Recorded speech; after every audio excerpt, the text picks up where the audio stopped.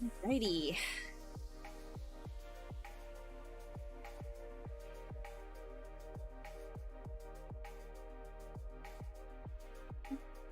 Let's see here. It's where we are live. Are we good on this one? Yes, we are. Awesome, awesome. Second. Okay. All right. Hello, everybody. Welcome to this stream. For everybody watching as a VOD later on, hi, my name is Ashley. I'm a character creature concept artist and character artist as well. So 3D character art too. What I do on these streams, basically, I take one of these spheres and I just kind of like mash it around into a whole bunch of different shapes and create a character or a creature concept from that, sort of just not for any specific use case. It's just sort of like a sketchbook kind of thing. Kind of like, you know, when you're just like making random shapes on a page and then you find something within those random shapes and you expand on that, right? So that's what I'm doing, but in 3D instead, in ZBrush. So it's not really for 3D printing or games or animation or anything of that sort. It's quite literally just a sculpt, just for fun, and we're going to be going for 4 hours. So if you have anything to work on in the background while I'm just kind of doing my thing, 4 hours. All right, so we're gonna get started here in just a second. And if you ever have anybody who's live, watching live, if you have any questions for what I'm doing, just feel free to ask. That's what we're here for. And yeah, it's just a fun stream. Just fun, chill, hangout, sketch stream. Okay, sorry, one sec. These sleeves be getting in my way. 1 second. They be flopping around everywhere, you know? Chef's gotta cook with their arms free. Get out of here. Thank you. Alright. Yo, what's up, ML Creative? How's it going? Come for motivation. Your screen looks like yours now. Nice. Awesome. Amazing. Awesome.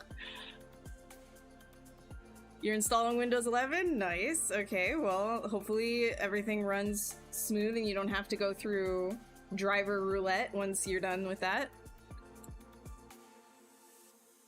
All right, let's get this going here. Okay, so what are we gonna make today? Who knows? Let's do a bunch of random shapes. I think we're going to go ahead, do some of these. All right. Then let's do an inflate on these. Or actually, we can just, let's do some, maybe some crazier things, like try absolutely messing with this, like bend arc maybe this way.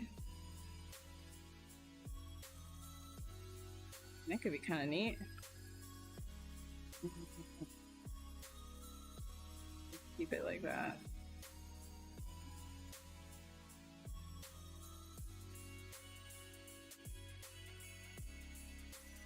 And we could say accept.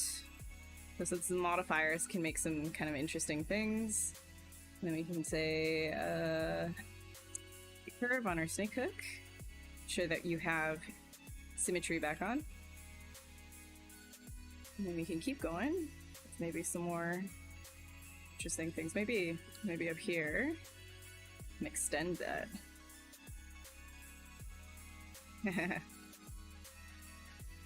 So with all of these artifacts happening, I don't really mind because I'm going to be dynameshing.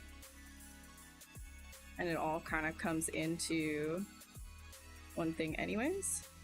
Right here, I'm actually thinking like teeth in here. I don't want to just like put some teeth. Let's do a ring. Create sort of like a basic thing for gums, maybe. On. Do delete hidden. They're gonna put it down here. Like so.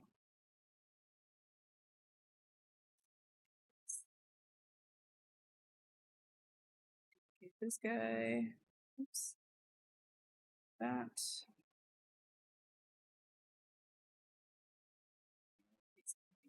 Guns or something? We'll see, we'll see.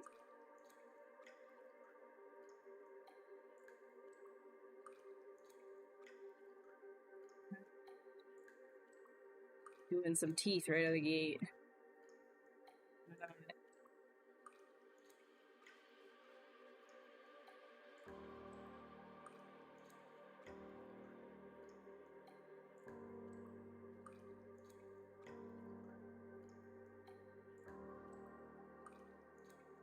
Thank you. Have a good sketch session yourself.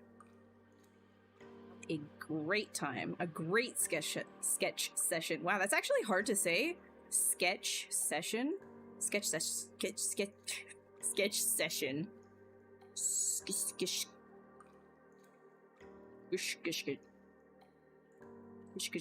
You know?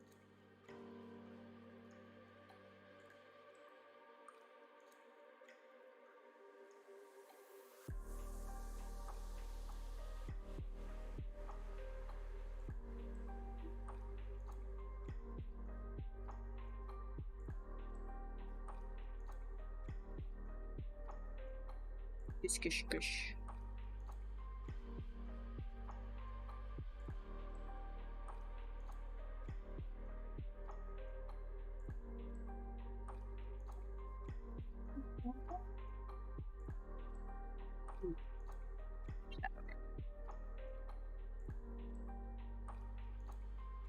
Say a duplicate.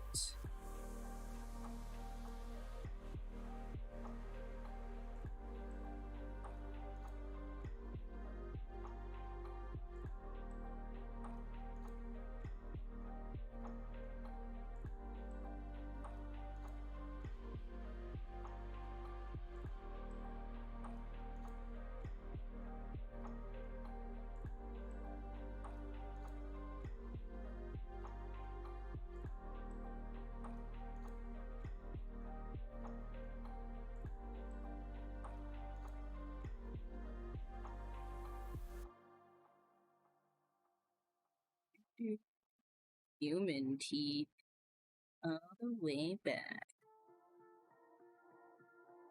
You want to be a professional in ZBrush? You gotta keep doing ZBrush then. Do ZBrush every day? ZBrush every day. You can be a professional in the ZBrush department. Anything that you do, like every single day, you're gonna become pretty dang good at it. Right?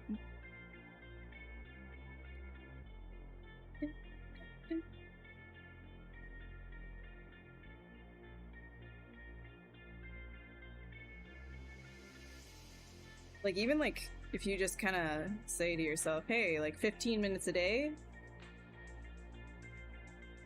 like even that's gonna help you kind of get into it.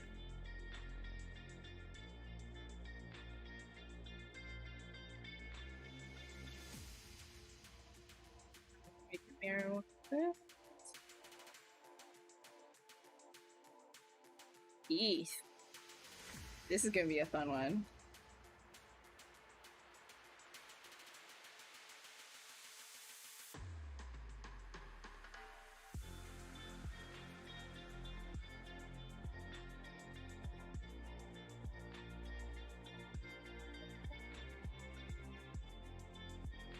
Of that.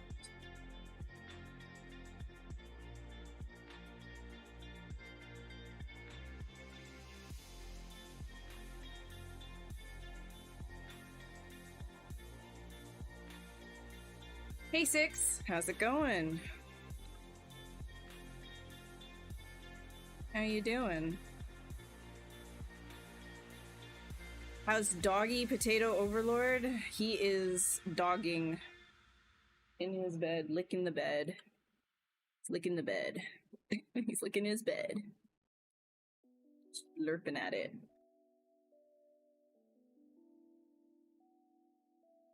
Can I ask where you access the Python scripting? I think that's in the new update that is not out yet that they announced. I don't think that we have that yet. I think that's coming. Unless there's a... Maybe it's in 0.3 and I haven't updated to 0.3 just yet. I'm on 0.2. I'm not sure.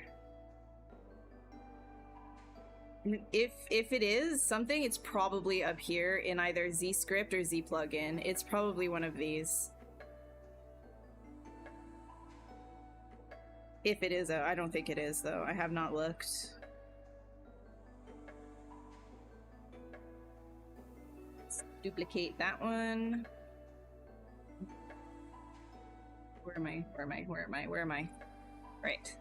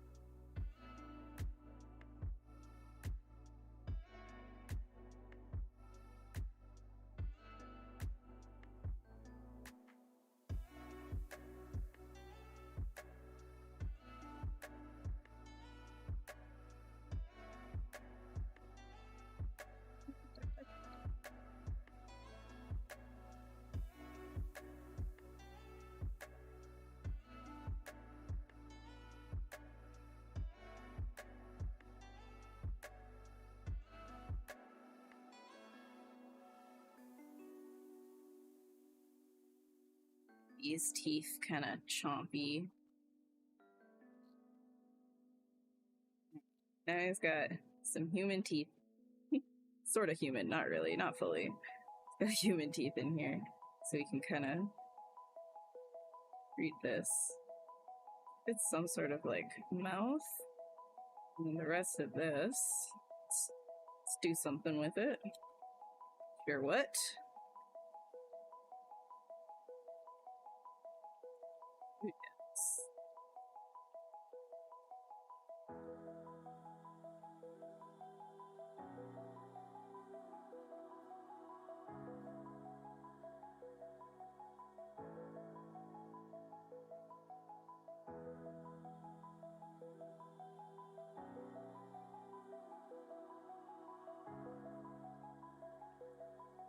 Guess we could like fan that maybe? We'll try.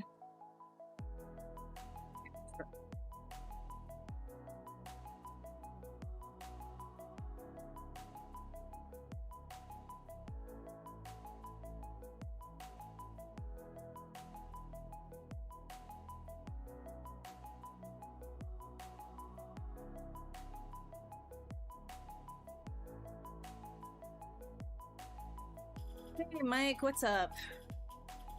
So that's a no on the UV editing. I think when they drop their update, you'll be able to get everything that they were talking about. Like, I'm pretty sure that's like everything is coming in like 2026 version, right?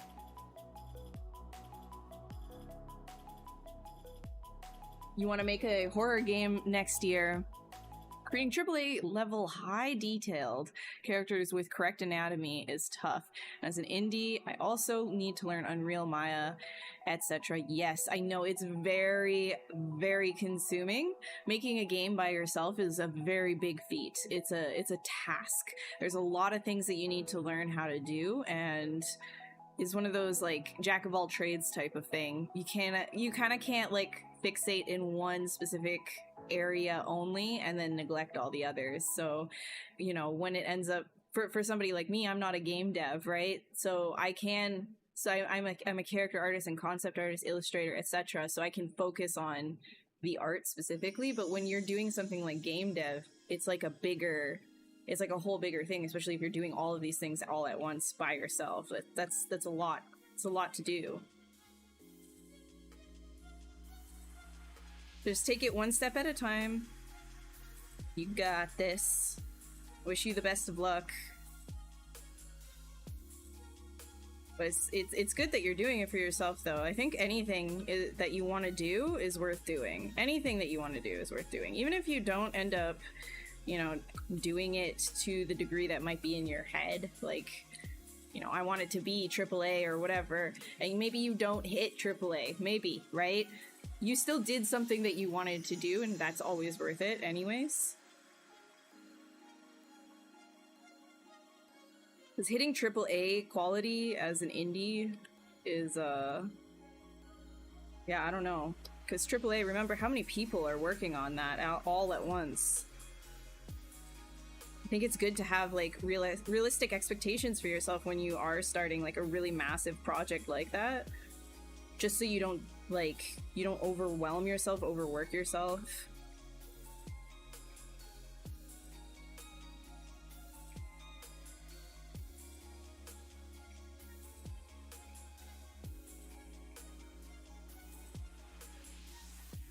But if you wanted to specifically get AAA quality characters for your indie game, like, you could absolutely focus just specifically on doing that and get to AAA quality character work for sure.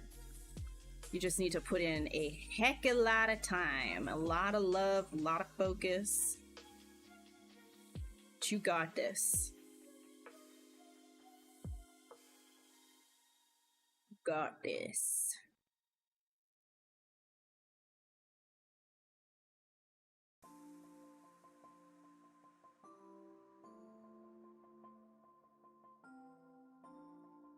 Hey Tank Guy, what's up? Question. Answer. Is it possible to become a concept artist purely using ZBrush? Just ZBrush, only ZBrush, nothing else? Like, you're not using Photoshop to, like, paint over things, you're not... just everything inside of ZBrush. I mean, like, you're really limiting it. You might get lucky with a couple of gigs here and there, but the landscape is kind of changing. A lot of companies don't really need just pure maquette artists anymore. I mean, there are a couple of gigs that I do here and there that's just sculpt work, like concept sculpt work, but most of the time there is some sort of like a mix between the two, because at the end of the day, when you're working for studios, they just want to know if they can get the product efficiently and like with quality. So whatever it takes to get there, and a lot of the time using a multitude of different programs and techniques at your disposal is what's going to get you there, rather than just like only knowing one thing at any given time. So even if you wanted to, let's say you wanted to be a 3D character artist, right? You don't just know ZBrush, you also know other programs as well, like a 3D Suite, for example. If you want to be a concept artist, you don't just know ZBrush, you would know a 3D Suite ideally, but it's not always needed. At least like Photoshop, some sort of a rendering software. Like, I use Keyshot a lot of the time for my own illustrations and things like that. And being able to kind of like draw a bit on top of that as well. So if you're not going into specifically concept and you are going more into modeling, then the drawing aspect, knowing how to do like drawing, painting, is not as important. But you can also be a concept artist without being like super good at drafts, like a super good draftsman either. Like, let's say you were doing environment concept art, right?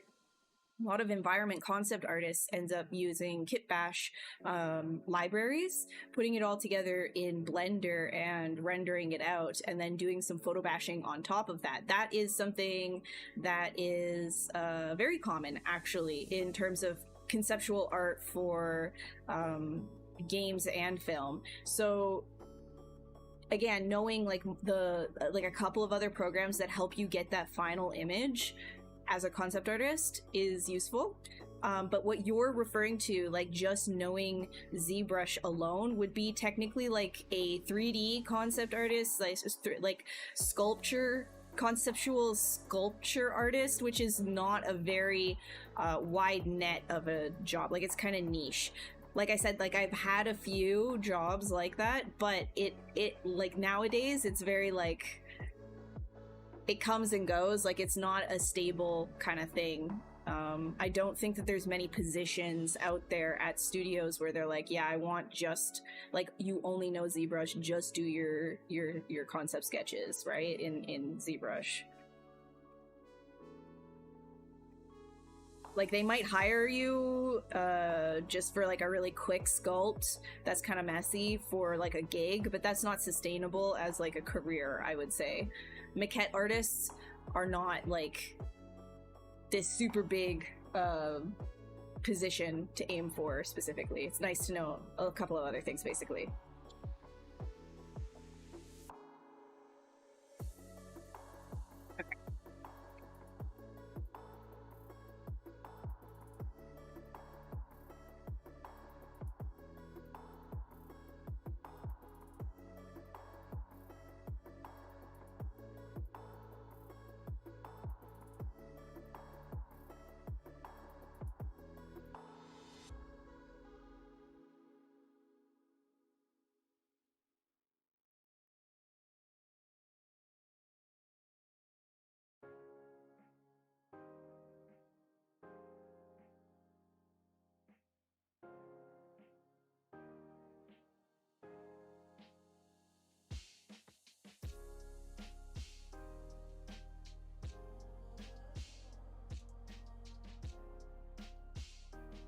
Yeah, sorry for being a little long-winded there. I just want to make sure I get the info to you as well as I can, because it's like, you know, when you're applying to an art job in general, it differs studio to studio what that art job means, because there isn't like, it's not like applying to regional assistant manager or something and then you can expect the same thing from different manager jobs. Essentially, like, that would be more like outside of art. You know, it's more of like this standardized thing in the world. Like in art, it's kind of like different job to job, so you have to read their descriptions, like what are they looking for, etc. And titles can change. Like concept artist might be different at one studio compared to the other. An art director and what they do and how they art direct might be different compared to another studio, right? Like it's not always the same, and the workflows always change as well.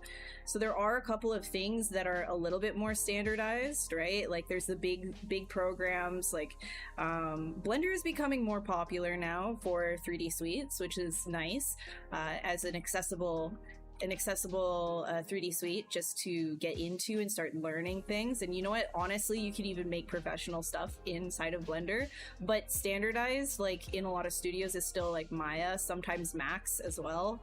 A lot of Autodesk products. So there are some like standardized workflows, and a lot of the time you'll end up having to kind of like find a way to fit inside of their pipeline if you're hired specifically by the studio. If you are freelance though, like, and you're just kind of like a contract, which is what I do a lot of the time, is contract work. So usually I will just make sure that whatever my deliverable is compatible with whatever they're working with, so they could always input it into their workflow, into their pipeline.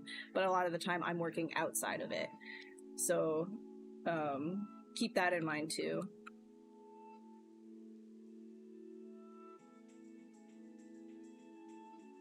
Okay.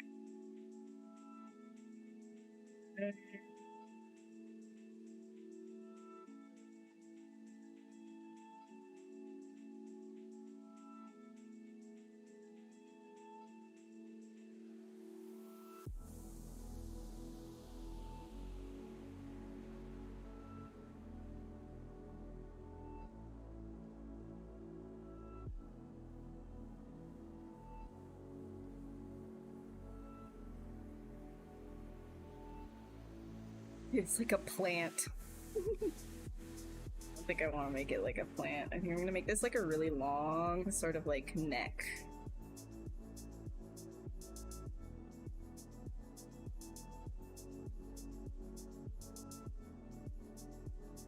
Like a really long neck.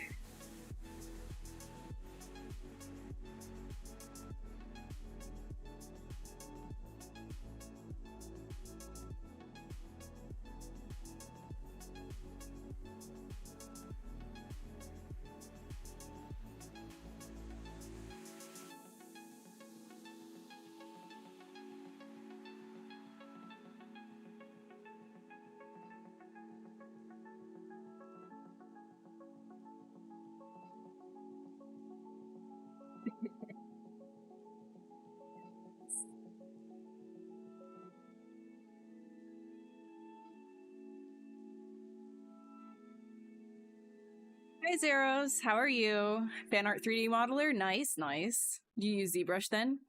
ZBrush is good for that stuff.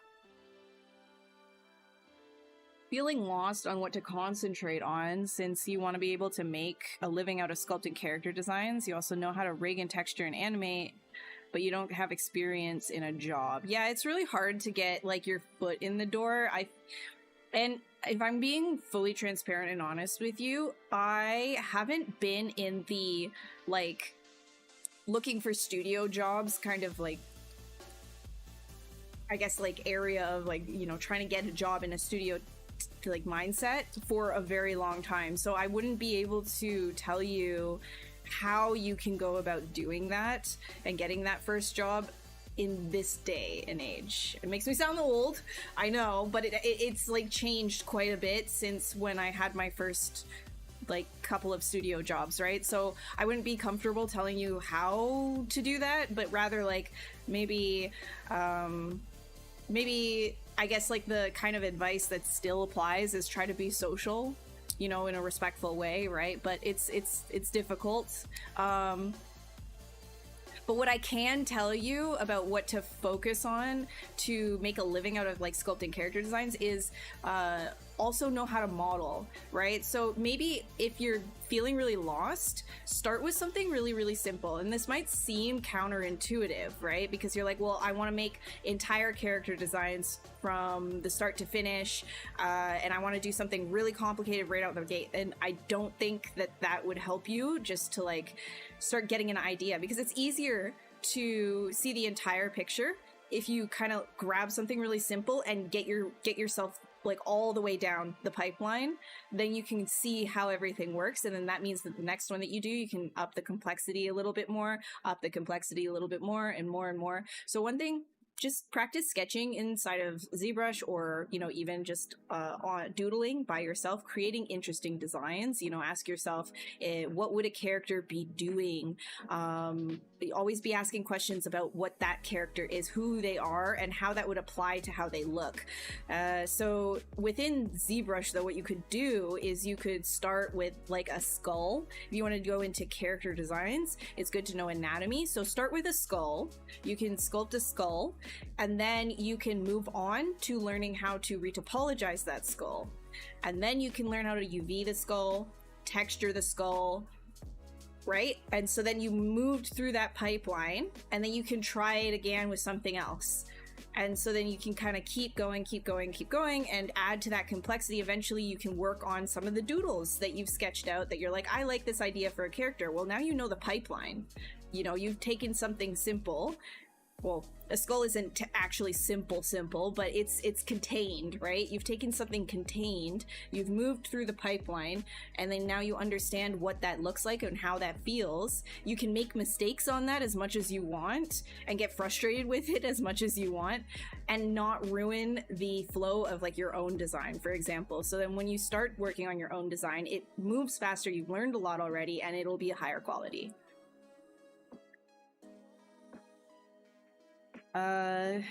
All over the place in a way. Yeah, I understand. Yeah, you never stop with anatomy though. Even me, I'm still doing anatomy. You might think that you're good at anatomy. I'm sure you've got a good handle on anatomy. You have to keep going with anatomy. You never stop with anatomy. Ever. It's an ongoing process. You can ask anyone that is a professional artist. They will say always keep going with anatomy. Never stop. You'll always be learning something new about it. Do you make realistic game characters? Do you have courses? I do not have any courses you can buy, no. And no, I don't do realistic game characters. I'm actually working in the animation industry, just as a character artist in the animation industry. So I don't do game characters, actually. I just, it might seem like that sometimes because of the crazy stuff that I sculpt on this channel, but no, I don't actually normally do game characters.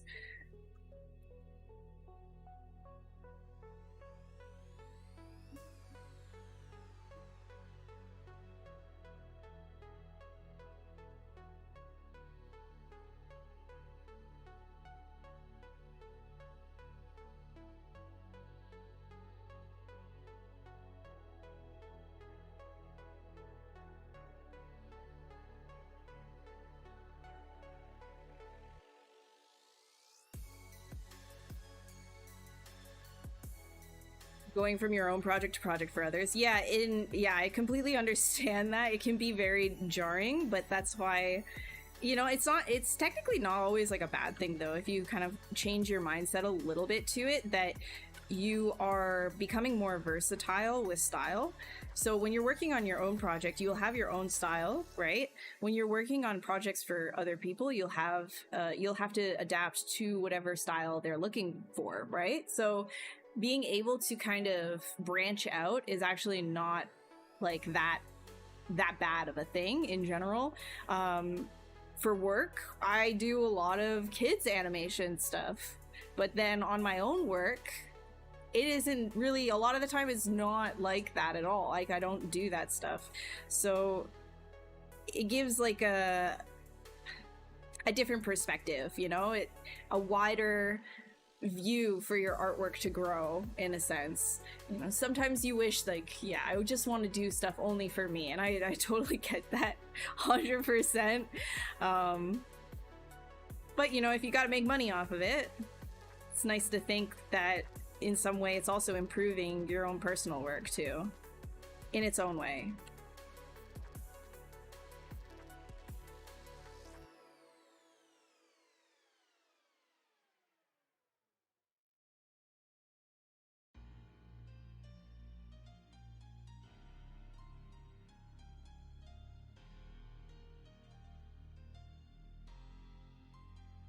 You also draw? Nice, nice. That's good. That's good. Yeah, drawing's great. More programs to your pipeline in the future? Yeah, just like take it step by step, right? How have you been? I've been good, Rodislav. How are you? I've been all right. I've been breathing. Thanks, Azeros. I appreciate it. Is the ZBrush team on this channel, is there anyone who does realistic game characters? Yeah, there's like, occasionally this channel will bring on people for like 1 or 2 stints here and there. You can like go through the videos and see who is streaming at any given time and find who you like.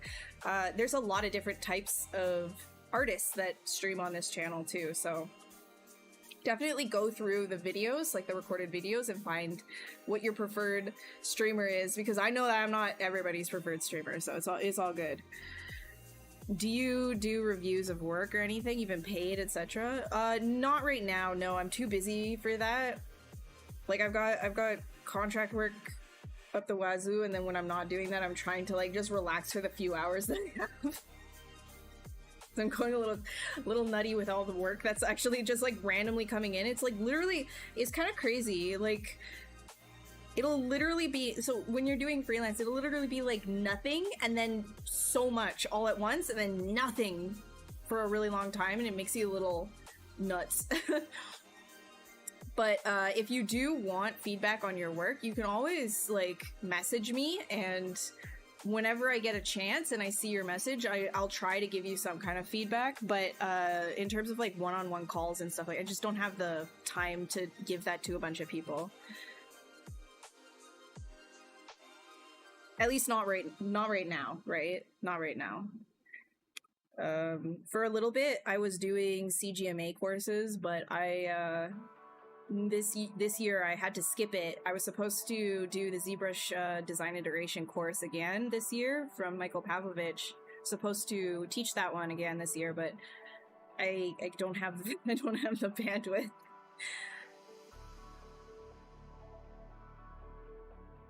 Kind of looks like a chicken from the side, huh? Oh my god. I know, looks a little like a chicken from this. I don't think I like that. Hey, let's bring that down. Okay. Look, he looks so stupid.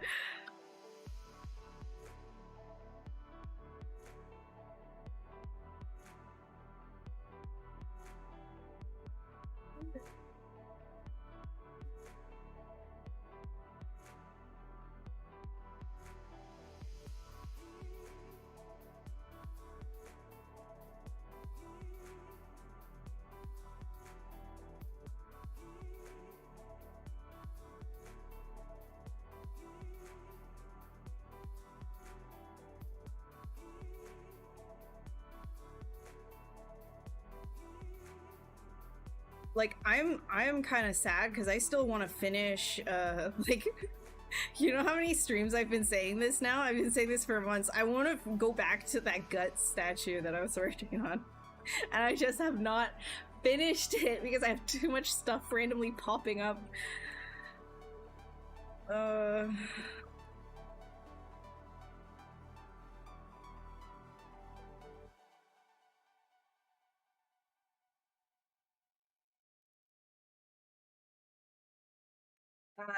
Do you ever feel like you're just slow? You're constantly stressed about being slow in comparison to other. Yeah, I think that's like a totally normal thing to be stressed about, honestly. And don't like try not to fixate on it though, because I do feel like I'm slow sometimes, especially if I'm sitting down for a long stretch of time doing one project. I step away, I come back, and then my eyes are fresh and I see what I was doing for all that time, and it's like, dude, what were you doing? You can fix this. And you immediately see how you can fix something because you've taken a break. I think what helps that a lot for me, and this is maybe intermediate advice anyways, maybe not beginner advice, is more intermediate advice maybe, is I don't know, it's beginner as well, like just breaks in general, but I think that a lot of that feeling of slowness is when you start being recursive with how you're working on things. Like you'll keep like noodling on something that you think you've already fixed and then you didn't, and then you keep noodling and noodling. It's like, take a break, come back, and then maybe do a draw over of it, and then you can speed things up. A lot of like slowness is going back over and fixing things for me. So when you're first starting though, and you're feeling like you're slow, a lot of that speed comes from experience and just doing a lot of stuff. So if you're feeling slow right now, don't stress too much about it. Just maybe try to set yourself some timers. So if you're going to do an anatomy study, like say you're going to do this study, but you're only going to give yourself an hour for it. You're not going to, you know, spend a whole bunch of time doing tiny details on things that's going to take away from the overall study. You're going to want to try and get that shape, that feeling as efficiently as possible. But don't think about it as if you're a machine. Think about it like, I need to learn how this works. I have an hour to do this.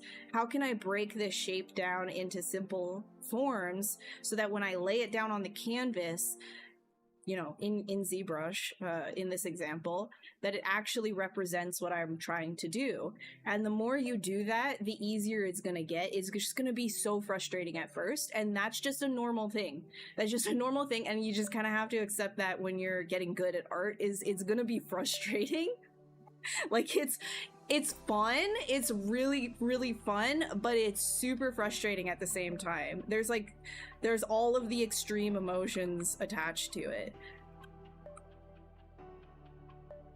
So try not to worry so much about speed and just focus on consistency and doing something every single day within a boundary box so that you're not kind of left to the wind to just noodle on something forever, because that's where, again, like a lot of that slowness is, that slow feeling is gonna come from. Michael Pavlovich body horror he did. A lot of Michael Pavlovich's stuff is cool, and he does like a number of body horror things I've seen. Okay, I need to actually like do something here. Let's see. I think this needs to be smaller. Just gonna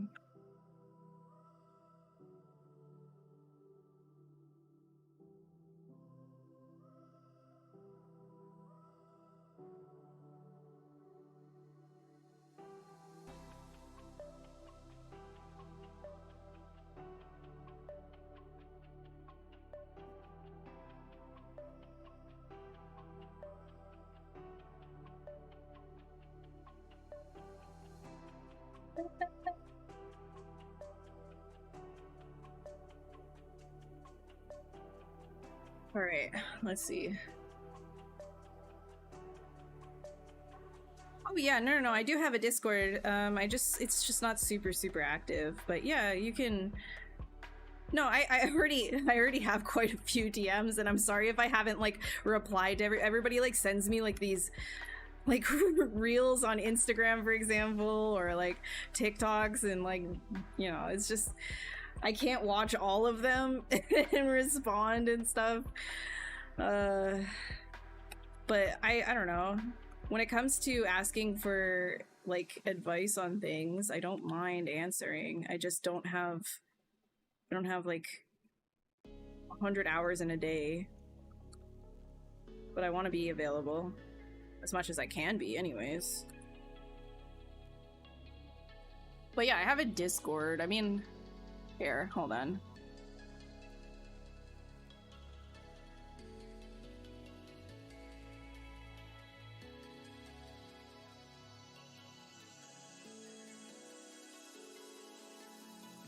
Here we go.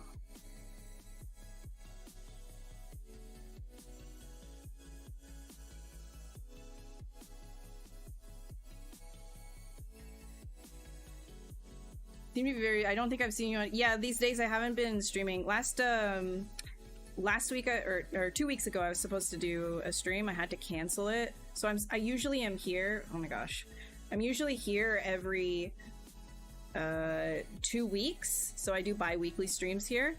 However, the reason why I wasn't there last week is because I had like a deadline immediately. Like they just like sometimes things just drop on you, right? I'm like, okay, I'm getting ready for stream, and then you get like an email and it's like, oh, can't do that anymore, gotta get this done. It's just, it's freelance, right?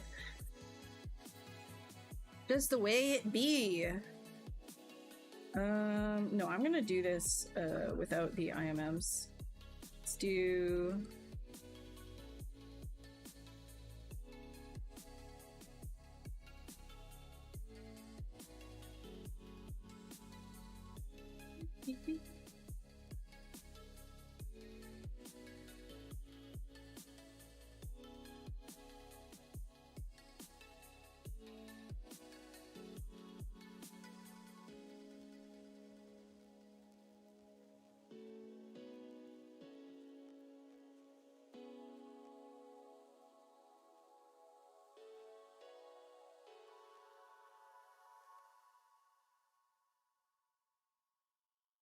I'm gonna grab this whole dude. Just gonna zoom him down a little bit. So right now, for anybody who's like new to this sort of a thing, this is technically what blocking out is. So you're basically just like trying to create simple shapes to describe a silhouette.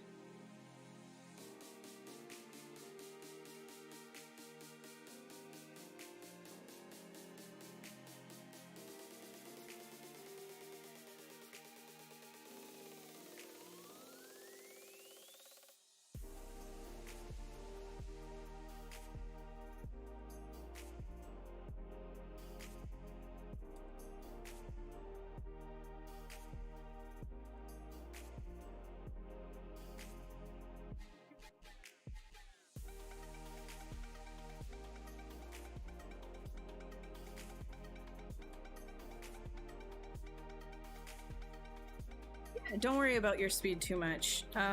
Just keep practicing. A lot of that will come naturally, and like I said, just like make some timers for yourself, work within a bounds, and it'll get better over time.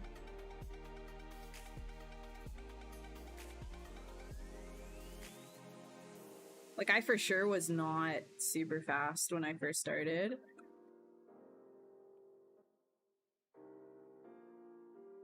Don't worry about it.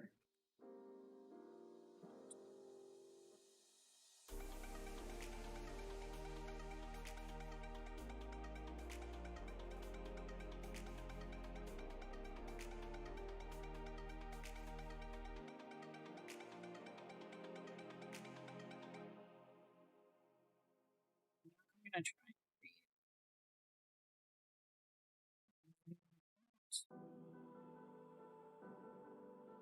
and adjust this. Do skinny, skinny, skinny.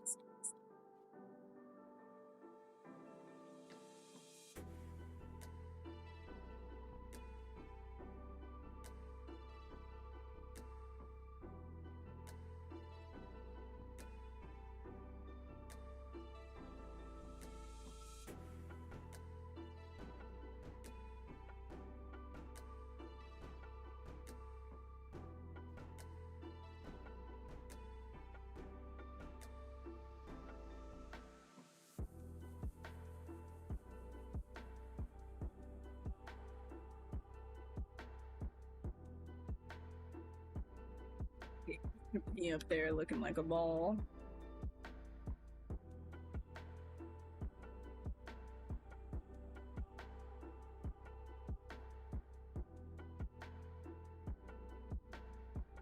Ooh, messages. Okay.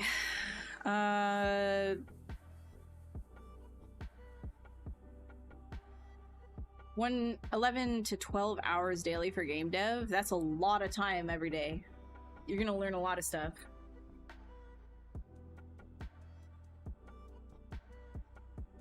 Yeah. Well, I wish you the best, man. That's like a lot of work that you're gonna be putting into this. And like I said, even what I was saying, if you're just working on character art only, take breaks. But in your case as well, don't forget to take breaks, because that's you don't want to get like sick from working yourself to the bone. Time is speeding up. There are rational ways to explain this phenomenon. Yeah, I mean, yeah, it's a normal thing. When you start getting older, everything feels like it's going faster. Yeah.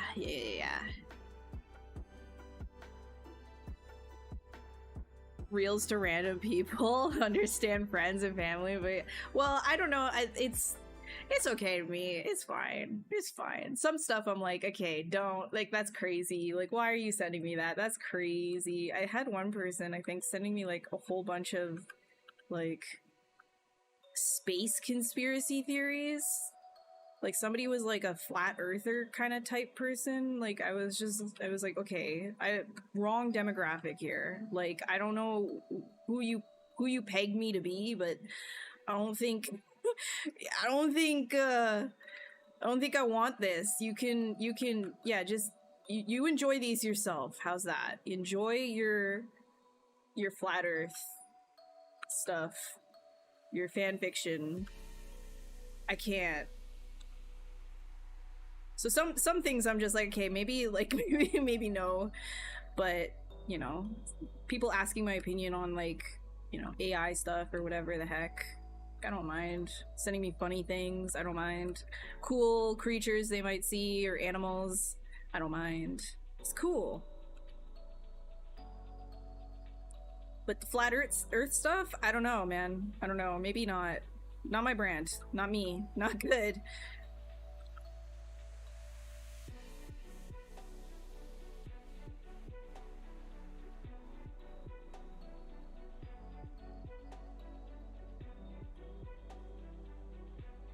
No worries, Flop. How are you? Ooh, big stretch.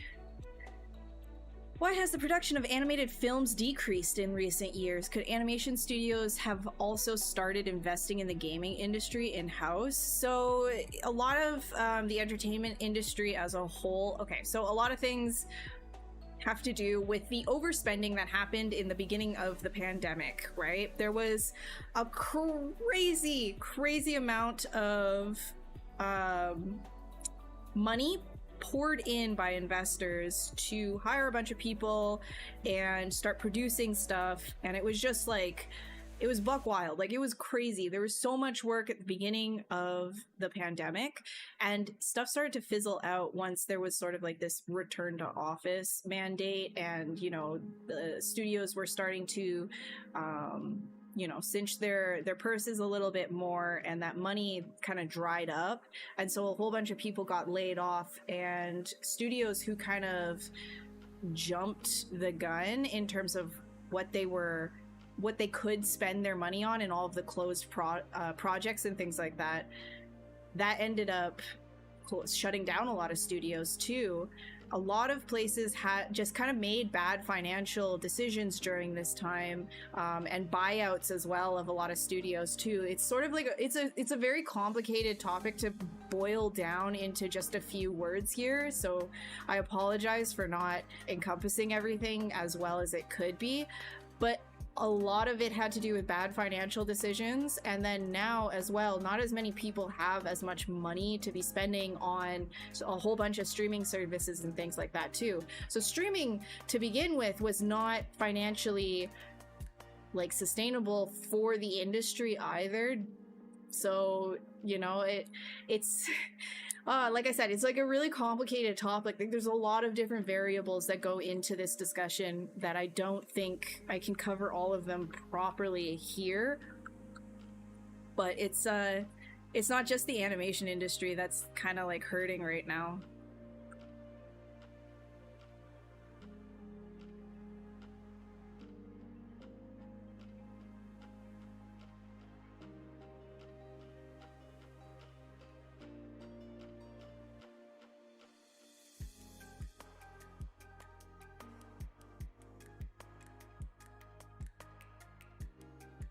But there were definitely like a lot of canceled projects.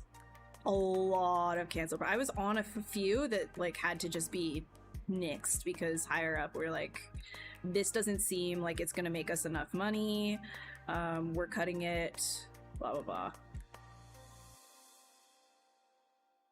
So on a few of those under NDA, of course. Can't talk about it.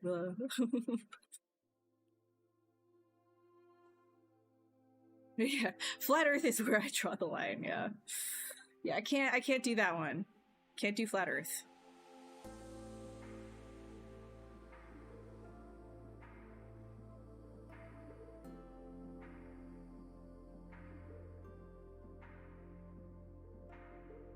Like, I could probably combine all of these here and then move them together.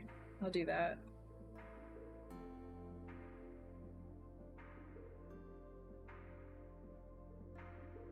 What's this?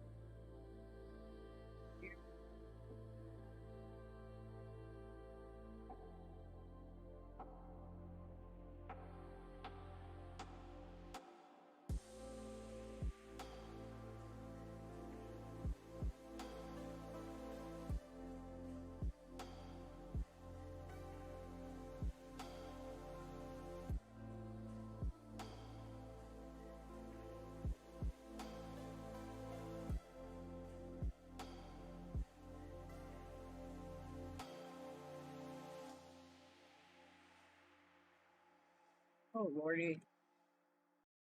Oh lordy.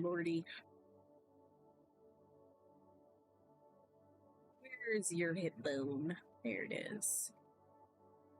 Let's make that a little bit wider.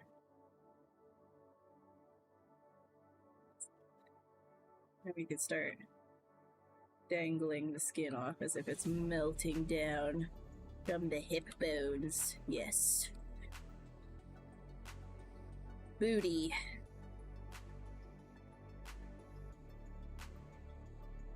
Long boy, yeah. It hasn't really like developed into much right now. We'll see what this thing turns into. I'm not quite sure yet.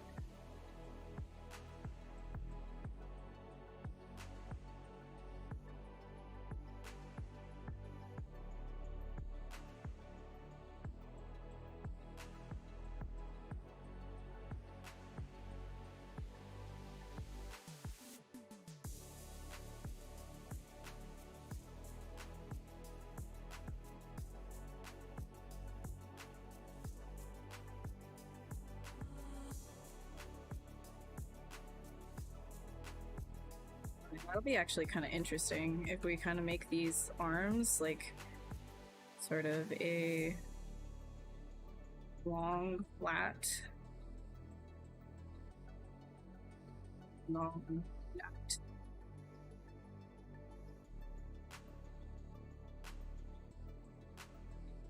these guys.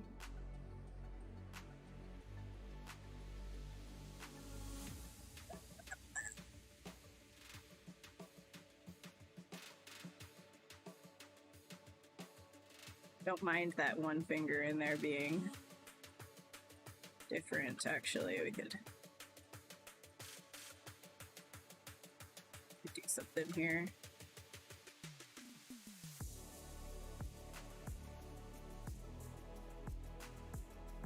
I'm just gonna go through and give these all their own grouping. So that's Control W, by the way. We'll make it its own polygroup. Control W.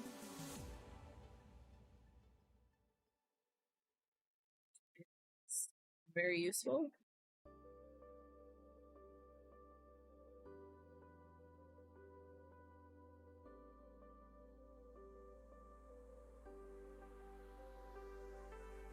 The creatives are the ones holding the bag. It's always like that. It's always the lower line that ends up holding all of the negatives, you know? Not so much with the trickle down has not trickled down, if you know what I mean.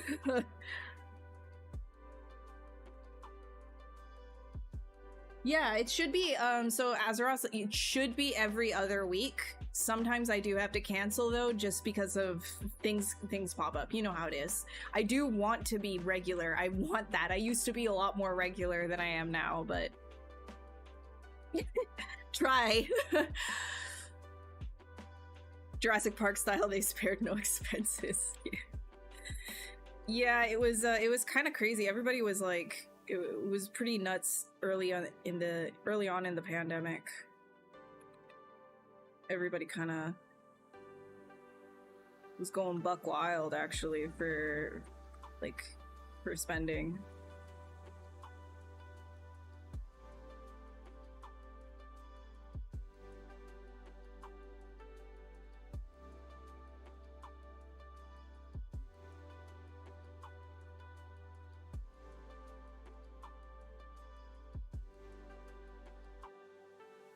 But another thing too to mention, not to say that, like, so just to be clear, like, you know, about my stance with AI is I will not be using it personally. I do not agree with the ethics. I don't agree with how, like, it just doesn't make sense to me in terms of like art, because it's doing so much for you that that kind of misses the purpose of art. I only understand it in the sense that we're cutting out your bottom line, right? If you want to make as much money on a product as possible, you would have the idea that, yes, I want to use something like AI in my studio work. But, however, I digress. This idea as well in certain companies has been kind of like floated around from and being pushed as well from a lot of people with a lot of money, just saying like making promises that it's going to give you really high-end results and you won't have to pay artists as much and it'll make, you know, game creation and film creation cheaper, etc. But it's like, a lot of the time it doesn't and it hasn't been, and so there's like some repercussions happening with that as well. That's why I said that it's sort of like a complicated multi-layer problem happening right now. You can't point to just AI, you can't point to just the pandemic, you can't point to, you know, whatever the heck else you want to talk about. There's a lot of things happening all at once, like. And you also have to remember that our industry doesn't exist in a bubble. It exists within, like, you know, the political systems that are also funding it. And if there's no subsidies happening as well, so if there's lots of funding cuts happening, that's another thing that will impact, right? So here in Quebec, there was a VFX tax incentive cut that happened, and a lot of there was like an immediate impact in terms of how many jobs were available in the VFX industry here. So if you don't have subsidies coming from the government as well, and incentives for studios to keep work in one area, they might even just start nixing jobs that they might have had, nixing projects in general. Some studios might even go under if that's what they were relying on in the first place, etc., etc. So there's like a lot that goes into this topic as a whole.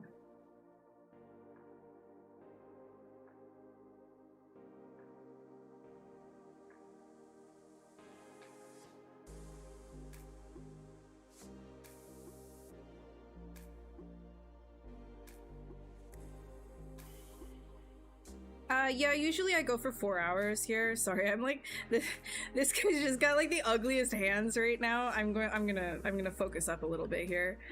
I'm gonna lock in a little bit more. I just wanted to answer that question a bit because I think, you know, we're very inclined to try and find a simple answer, wrap something up nice in a little bow and be like, ah, that's the problem specifically. But it's like so much more, everything is just so much more multi-layered than that. Like a lot of the time we have to look at the institution, right? Like where's this problem stemming from?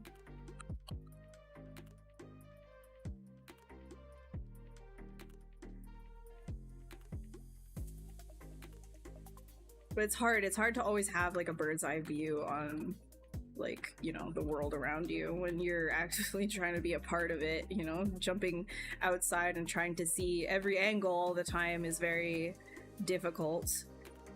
So just, yeah, just know it's a complicated topic.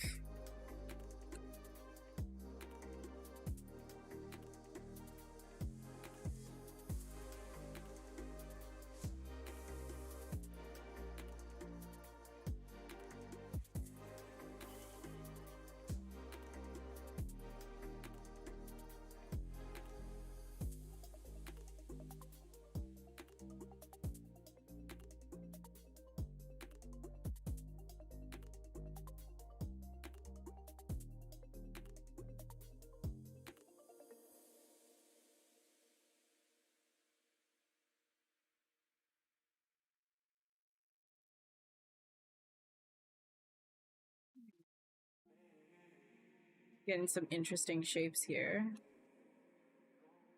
I think we'll bring this one down.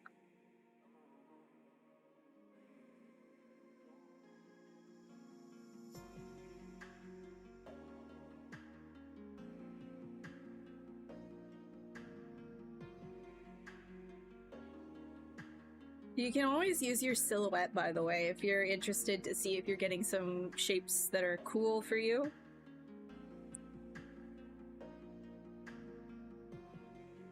It can help a lot to use the silhouette in the corner if you haven't trained your eye yet.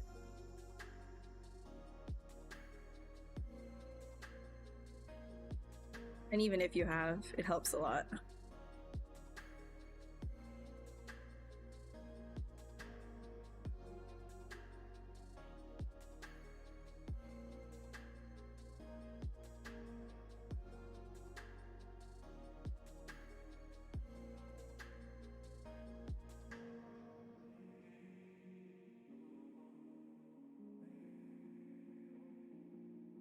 I'm gonna do something with this hand. It's bothering me. It looks too much like a mitten.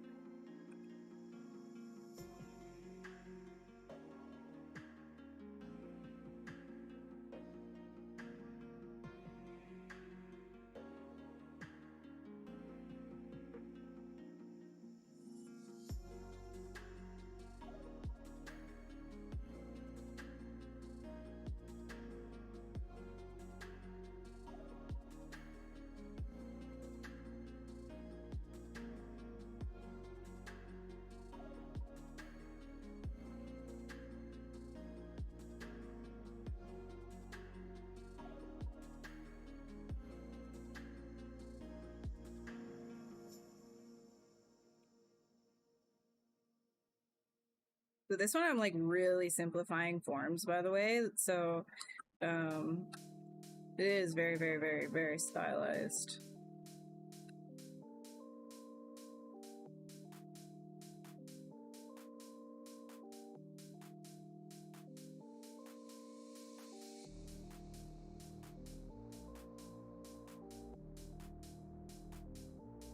You like doing more hard surface? Just go without any reference. You can do that too with hard surface as well if you just want to practice like your edges and things like that. A lot of like anything that you're doing that is bio, like what's it called? Organic modeling, you could turn into hard surface as well. It's just the treatment of the mesh. Hard surface is quite simply just the treatment of the mesh. So if you're treating it like it's a hard object, then you start doing more polishes and focusing on bevels and hard lines. So you could take something that's organic and turn it into hard surface, and vice versa, as long as you kind of work with the edge work, right?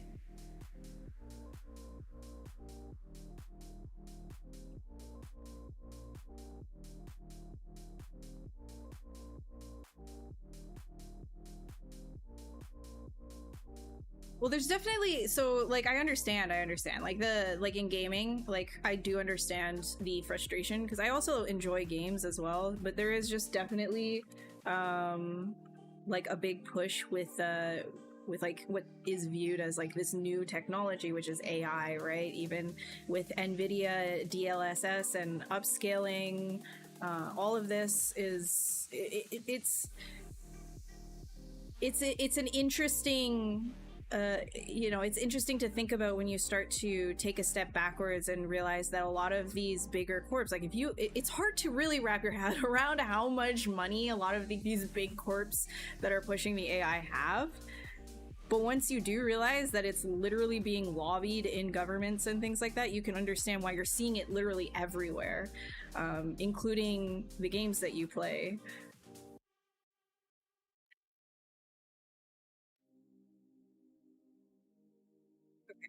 Mittens. Let's try to change this a little bit. Maybe.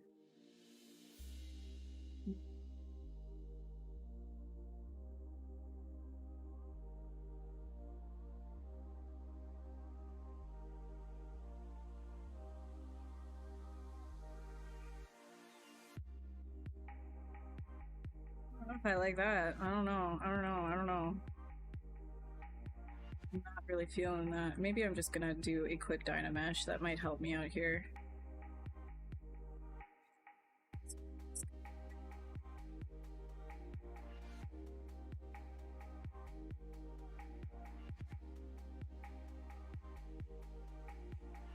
High resolution.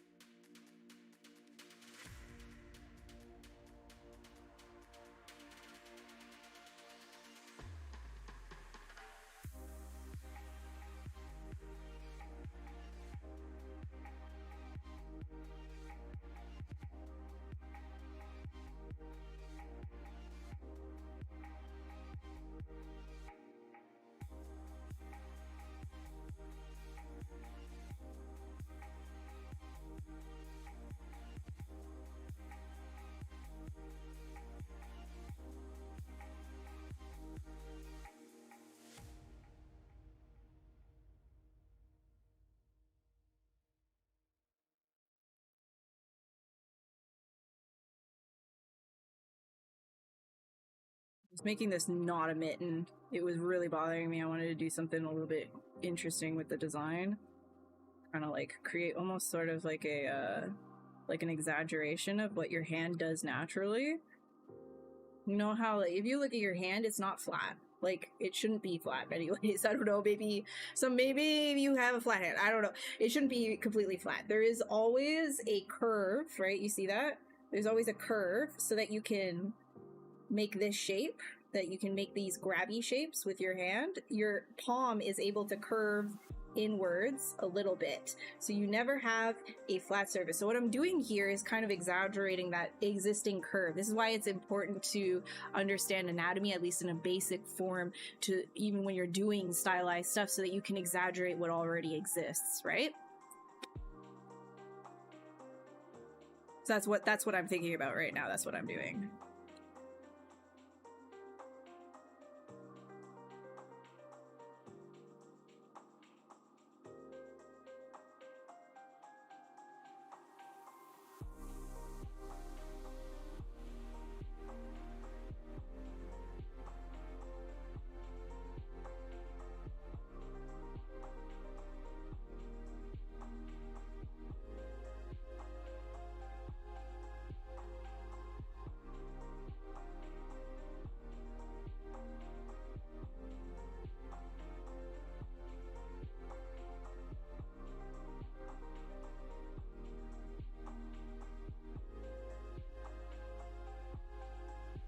Already that's a lot more interesting than whatever the heck we had going on.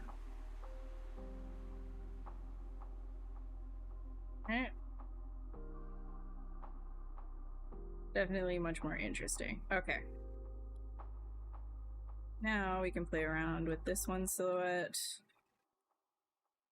Okay, let's see here.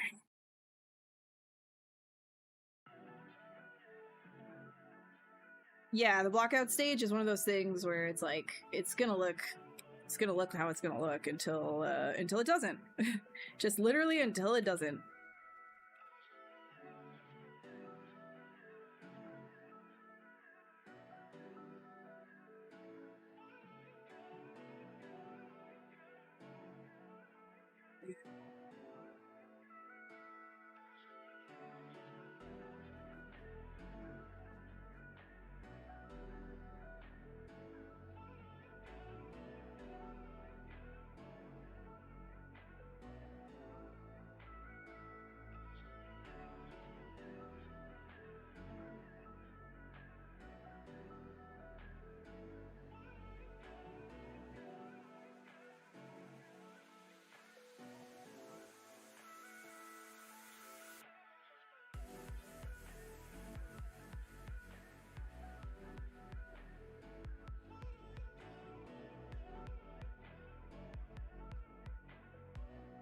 So sometimes I'll take something like this and just do a Control D on it. I'm not ready to do a Dynamesh and I'm still working at low res like this.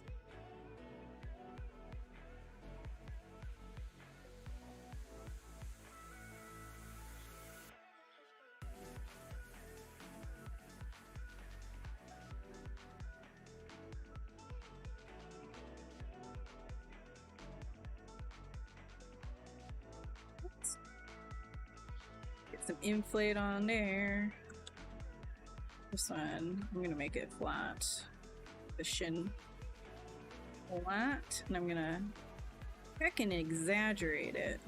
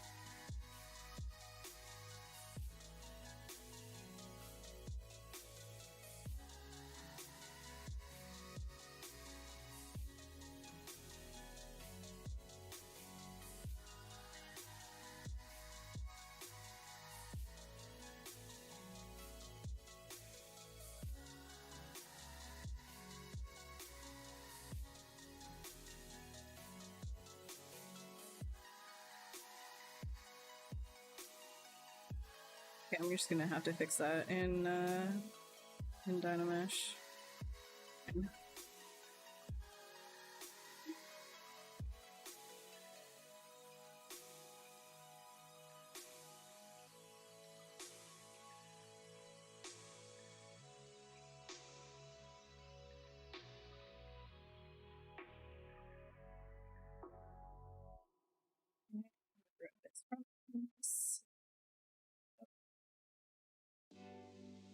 Also notice how I'm like constantly going from like spinning around the model. Never like situate yourself super close to one, like just only one side. You're gonna get too sucked in, too locked into that specific like angle, and then you won't be able to work on the silhouette properly. This guy, I'm gonna work with the proportions here. Thinking all of this actually needs to be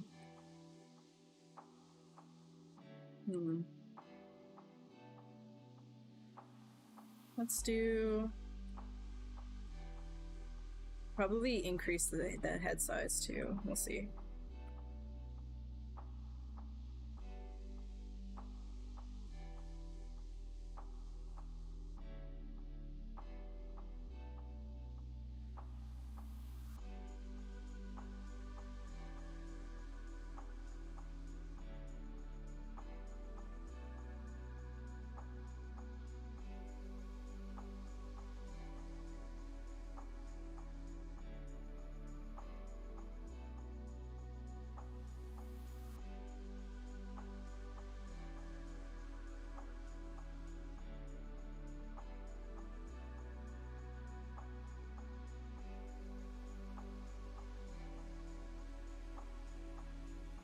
Okay. Yeah, I'm sick of hearing about AI as well. It's not something that you're gonna not hear about for a while. It's everywhere. It's just gonna constantly come up in conversation.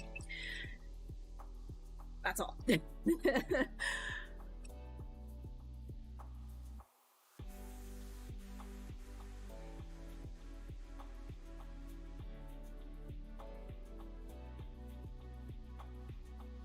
Anything, wait, let's see. Try downloading wait, sorry, what? I could not read that. Try downloading, if you try downloading mech human? 12-hour download. I mean, that sucks. I'm sorry your download speed is so slow.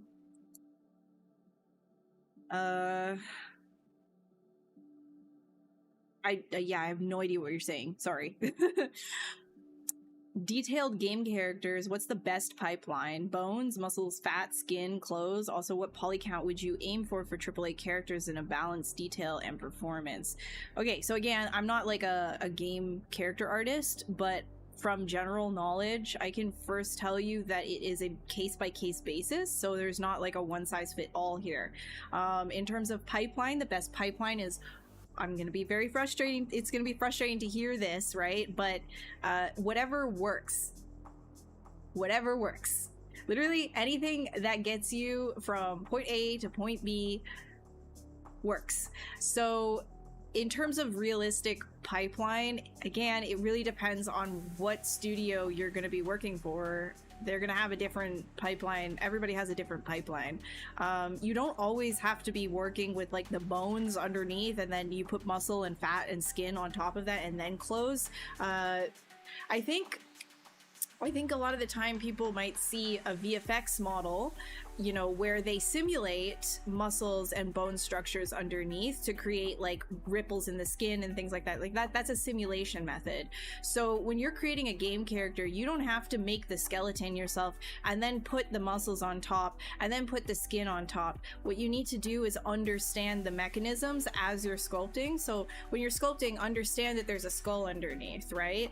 Understand where the muscles are underneath. So you sculpt the character, then you move onwards to putting clothing on the character, right? So realistic, it would be ideal to create the body underneath so that the clothing simulate on top of the body properly, and you don't just like sculpt willy-nilly on it. A lot of the time with realistic characters, you're going to be doing more cloth sim in something like Marvelous Designer, and then sculpting on top of that to kind of clean it up and maybe simplify in some way, shape, or form. Unless you're doing like realism like 1-to-1, usually there is some level of stylization that happens there. Even if you look at something like The Last of Us, if you look at Cyberpunk, if you look like any of these realistic games, there is a level of stylization to the realism that they are that they're creating. So it's not like they will simulate everything and get scans and leave it as that. There is sculpture that goes on top of it. Does that make sense?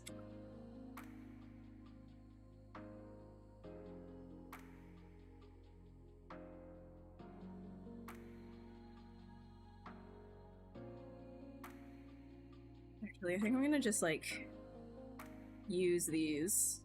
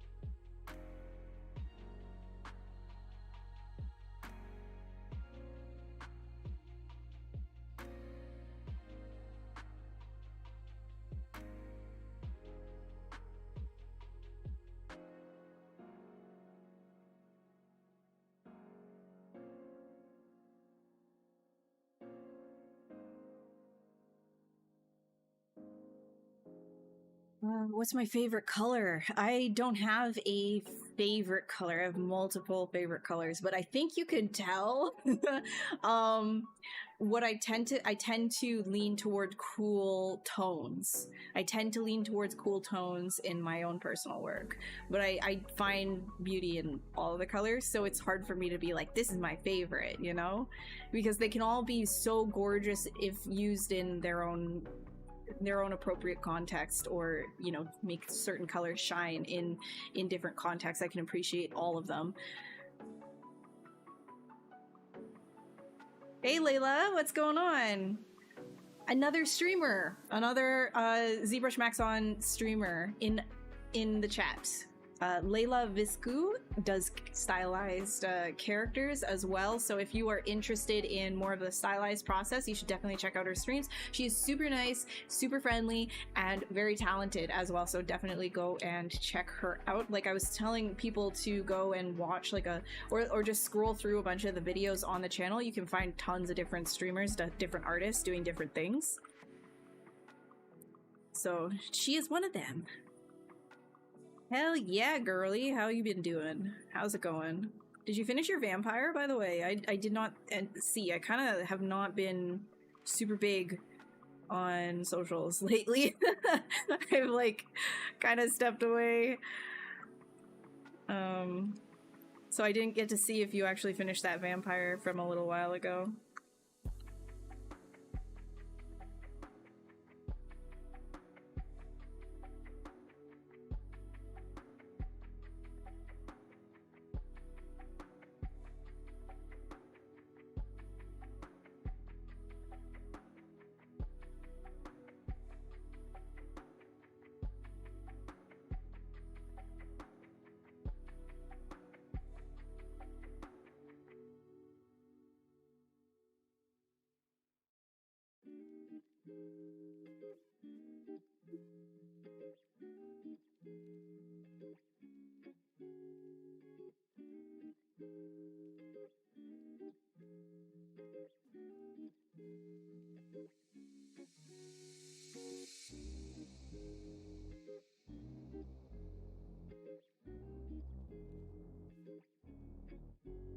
Does a me from Nintendo count as a AAA character?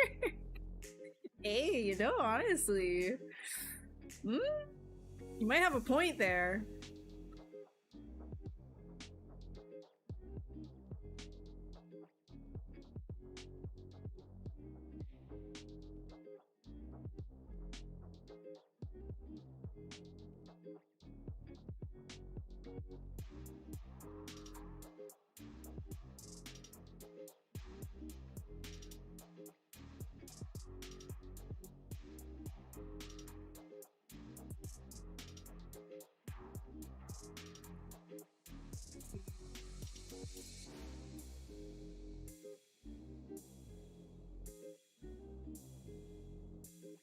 I'm gonna try doing like a maybe a bend curve. Wait, hold on.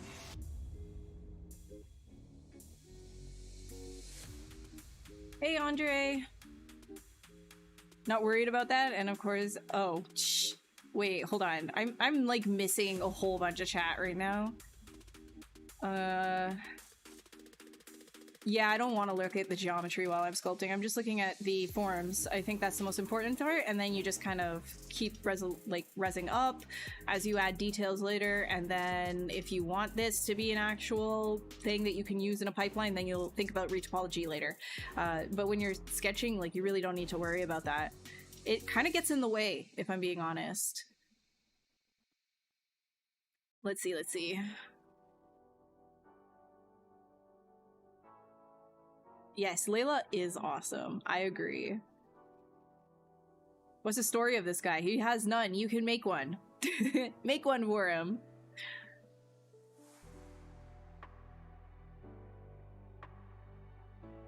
You moved to Australia. How's Australia? No scorpions? No, no spooters?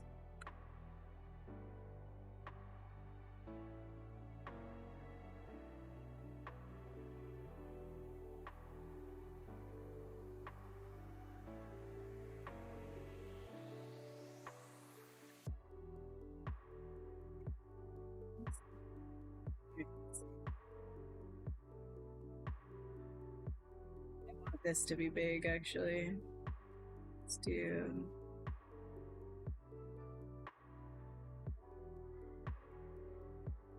like that.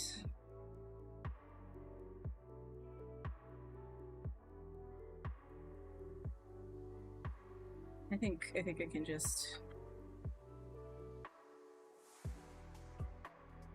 no, I'll leave it like that, and then no.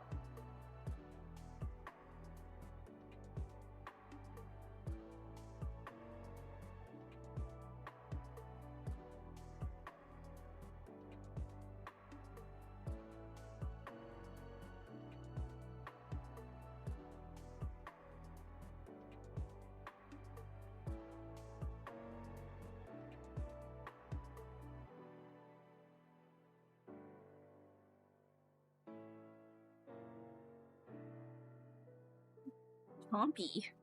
Big chompies.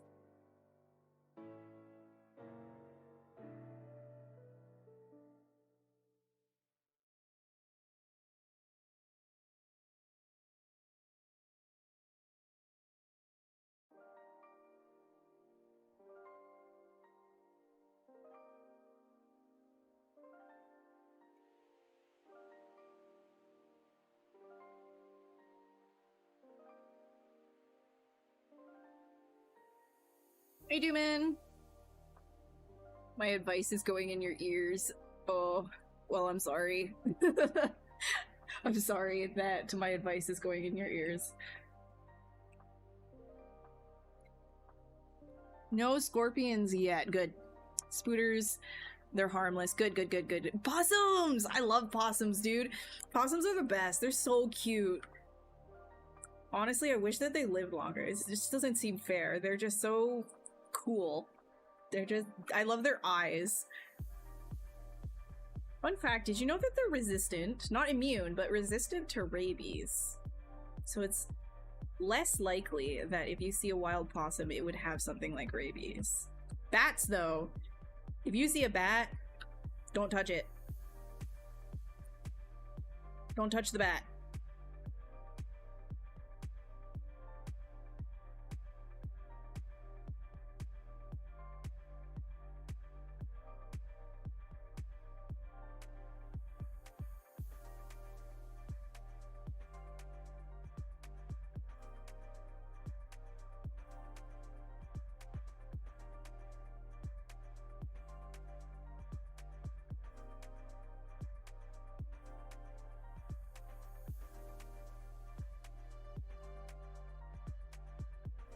The US ones terrify you. Okay, fair.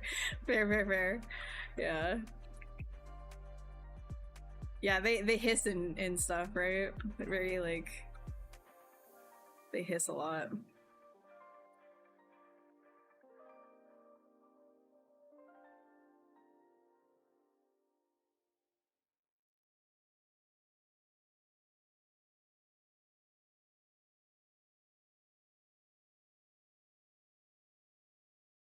Possums aren't gross. Oh, US possums? I don't know. I don't think they're gross. But I also don't think raccoons are gross either. I like raccoons. And those things can be nasty. But I like them. I like trash animals. I love pigeons. I love pigeons so much. They're so misunderstood. They're only that way because we domesticated them to be that way, and then we left them. Left them to the streets. We domesticated the rock doves. So long ago.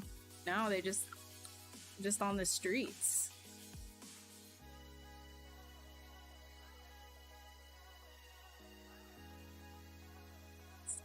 Maybe I want to, like, exaggerate this even more.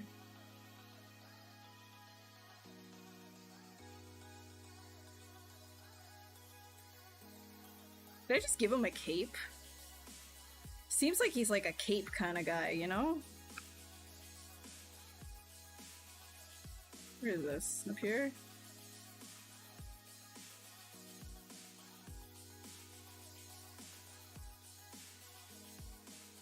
Seems like a cape kind of guy.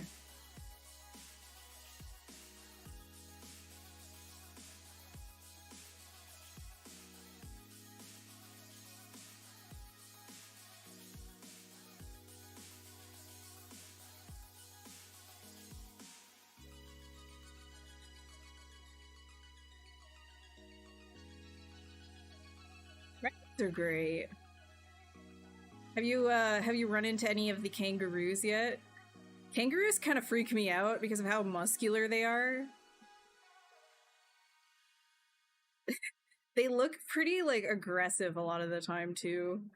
Anytime I've seen videos of kangaroos in Australia, I'm like, dang, those things are something.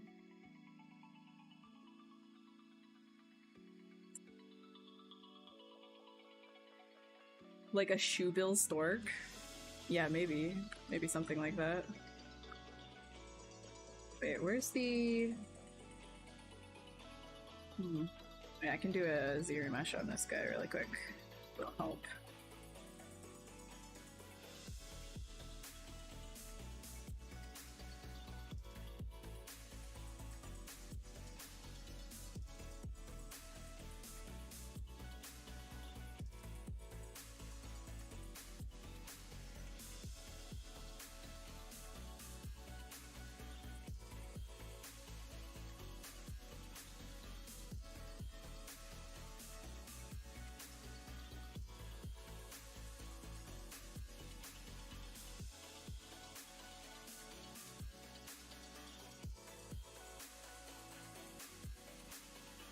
Let me, like, flip this. Yeah. Now I can work on that a little bit more accurately. I'm gonna straighten this guy up, and then I'll do a ZBrush on it again.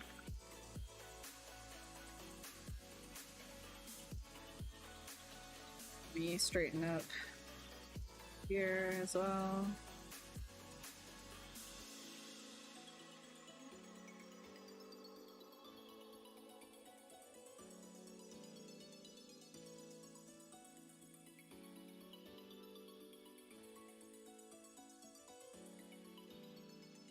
His magistrate.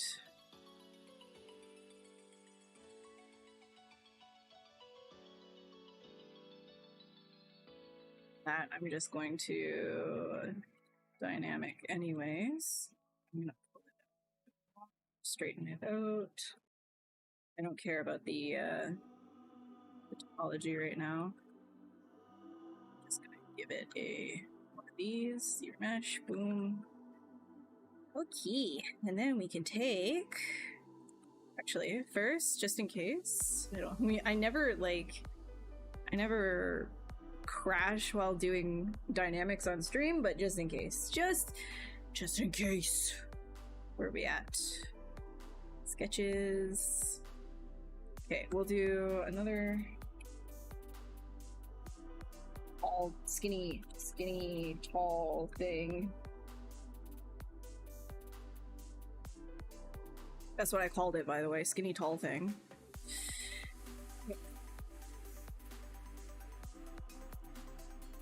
That. And then we go to dynamics here. Hi Empress, how's it going? Watching a lot of my old streams on the Pixel channel is super cool. Thank you. I'm glad you like it. If you have any questions, feel free to ask. I'm gonna do a collision volume right here, recalculate, and I'm not gonna have this inflated a whole bunch, and we'll just do a slightly lower gravity so it's not like crazy. Then we can run the sim, try and get some. I think actually that's too floaty. Also, I'm gonna come over into geometry, turn on dynamic, really quick. I'm gonna turn that down to 1. I'm gonna give it a little bit of a thickness. Not post sub D. Let's do thicker. That's a little bit, maybe that's too thick. Too thick. All right. And we're gonna do a little bit more firm, heavier gravity. Let's go.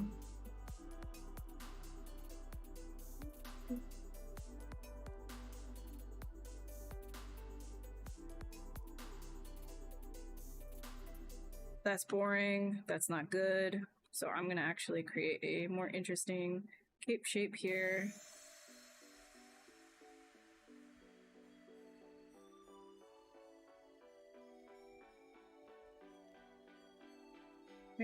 And then we're going to ZRemesh at what's the target poly count here? Let's see. So if you hold control, you can actually make your bars move side to side like this if they get cut off, if you hold control and drag. Just letting you know. So we're at 10k here. Let's drag that back. Here. 10k, so we can do, maybe we'll lower that just a bit. Zero mesh now, we're over at 5k, yeah. That will give us bigger folds as well. Quickly make sure this stuff right up here can't simulate. And I'm gonna run.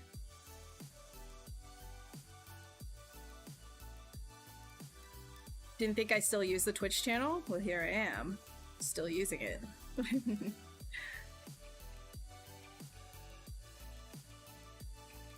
Okay, let's do less firm.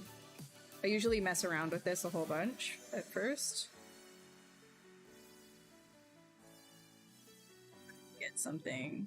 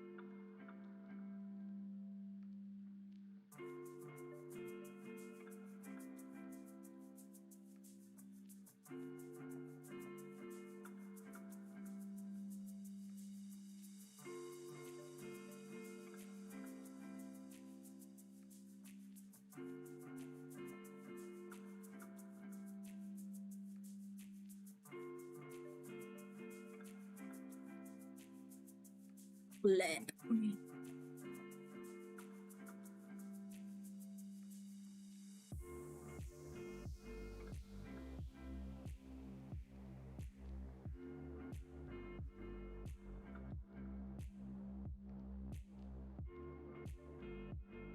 Now that we have like a base, you can always just come in and start doing your own little folds on top.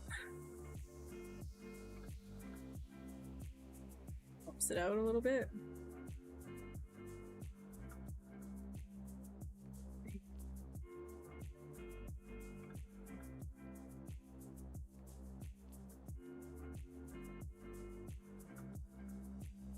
It's a stronger, solid form, I think, going across here.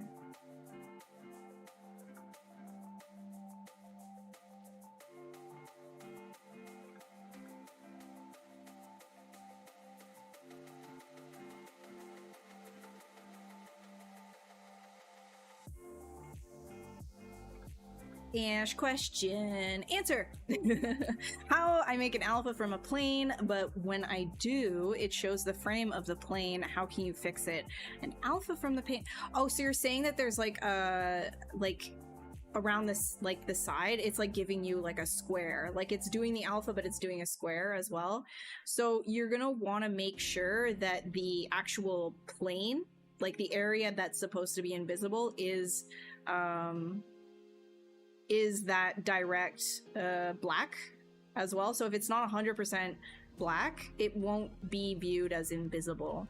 If you're having that problem, you could always try maybe modifying and doing a contrast, right in here. You can try contrasting the alpha a little bit, and that might help. If you're still having problems, I would just say export the alpha. So you can export up here, bring it into something like Photoshop or image editing, and make sure that the part that you want to be an alpha is the only thing that is white/gray on that area. If anything on the edges is gray in any capacity and not just full black, then you're going to have that problem when you're stamping things. It's going to look like a square. Another thing that you can try if you don't want to bring it out and you want to have more of like a blur on the edges is there is a radial fade right here. So if you look at, let's grab an alpha, let's grab this one. So if I have this alpha right here and I put a radial fade on it, you can see that it's bringing all of that in, and it's kind of softening out the outside. It's kind of giving it a vignette, so that can help too sometimes for that. So maybe try those things. If that doesn't work, then get inside of Photoshop and do it manually. No problem. Not all heroes wear capes, but this creature does. It's his only clothes. Just this cape. Just this. That's it. He just has this cape.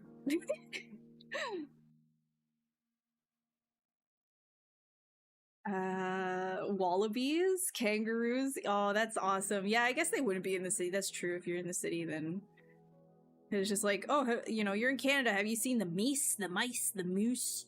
No, they're not in the. They're not in the city. Herder.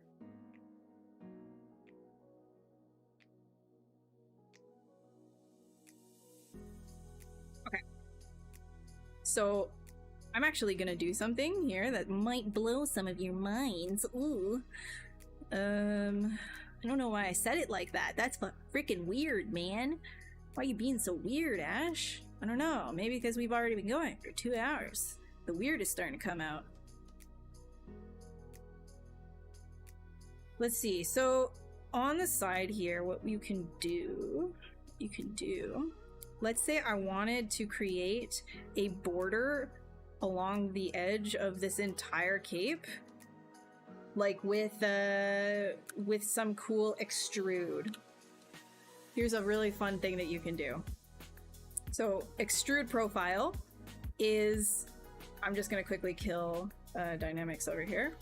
So extrude profile is a brush where you can actually take an alpha like this and create a curve based on whatever profile that is depicting. So if I were to grab, let's say this, or you know, a better one is like right here, and I pull it out, you can see it's creating a shape based on that bottom part, right? Like that bottom part right there. So if I wanted to kind of create some sort of like cabling or a fabric stitching / piping, there we go, piping this sort, then you can actually use this sort of a thing for that. And there's lots of different ones down here. Anything that you want to use. So maybe we'll and you can create your own as well. You can add to this. So maybe we want to try something a little bit more simple like this. It is supposed to be initially it's like hair, but you can use this as like tubing as well, right? It doesn't matter that it's called hair. So what we're going to want to do is go to stroke. I'm going to come over in curve modifiers. I'm going to turn off size first of all, and then I'm going to come to I'm going to come over to functions. There it is. So if you say border, because again, this geometry that I have here, this is only one-sided geometry. If I take off double, you can see it's one-sided geometry. I just have dynamic subdivision on to simulate a what's it called? Thickness. Sorry, words are escaping me right now. So what I can do is I can frame the border of this mesh just on the edges here by coming over to stroke, saying border, taking off these, which these are two different things that you can do as well. If you wanted to only frame creased edges that you dictate via either the crease menu or with ZModeler, you can do that as well. Same with polygroups, you can frame a whole bunch of different polygroups at once, which is awesome for hard surface stuff. But I'm gonna just say border for now, and I say frame mesh. All of a sudden you have this, you know, this guide that goes around the entire mesh for you. So if I were to click on this, it follows that guide. So we can kind of make this a little bit smaller. So maybe we still need it to be a little bit smaller. Also, I'm going to take off symmetry, so it's only putting down one tube at any given time. We can try it again, smaller. We actually don't need to, whoops, that's too, there we go. You don't need to keep clicking, like undoing. You can just kind of make a smaller one like that. And if that's okay with you, you can just click off on the mesh. It's now given its own polygroup. It's given, as you can see, it's given its own polygroup. It's given its own mask as well. So if you wanted this to be on a separate piece, you could always split mask points as well. I'm just going to keep it there because it's clean anyways. I can just select and deselect. It doesn't really matter. And I like that it is using the dynamic anyways as well. So yeah, you can just do that super, super easy and create a sort of piping all the way around your clothing. And on top of that too, you can also, like I said, with different polygroups, you can do the same sort of framing of the mesh. So if I were to come over here and I wanted to create a pattern, but I only wanted to have the piping on that pattern, well, what I can do is how am I gonna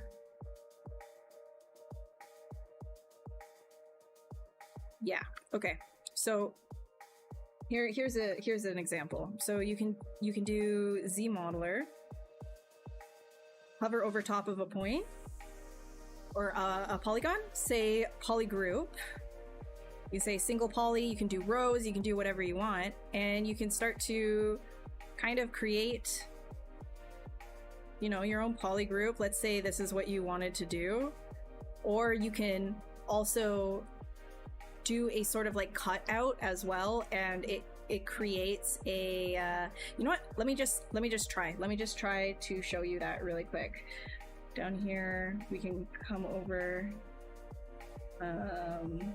actually let me just try something. I'm curious if this will work. One sec, I just want to try something.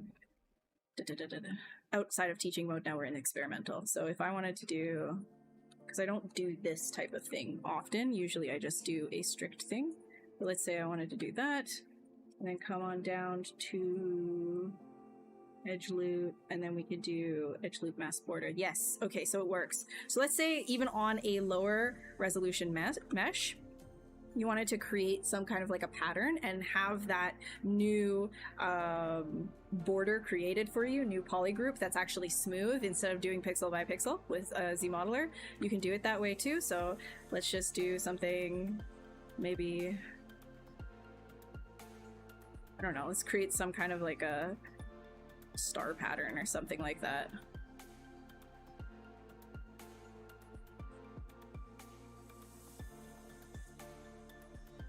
Right, and then you say edge loop masked border right here, and then from there you can come down into deformation. So this is, it's cut through the mesh, right? So now you have this shape, but it's not perfect, right? Like if I were to isolate that, that doesn't look super clean.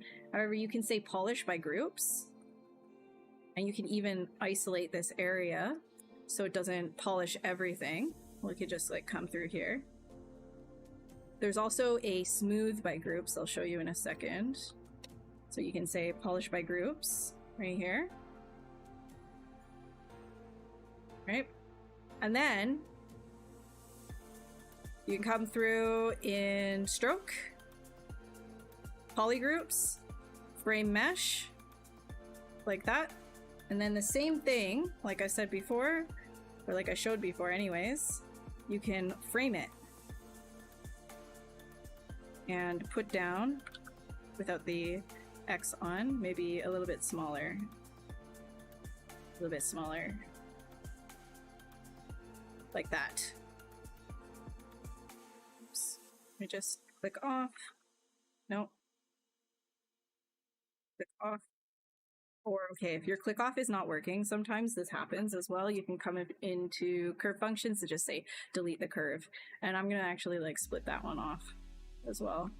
But then you're able to change that. And so now this has some piping around it. Very cool. This is its own separate polygroup as well. So I can actually take that, say split hidden. I'm going to split hidden again. And this one on the inside here, we can come down and say geometry. Let's do, man, I'm in teaching mode right now. Let's do crease polygroup. So what that's going to do is on the outside, it's going to add a crease. I'm actually going to do a quick, no, that'll work actually. That'll work. We can just do a quick zero mesh, I think. Try that. No, it's not going to hold that.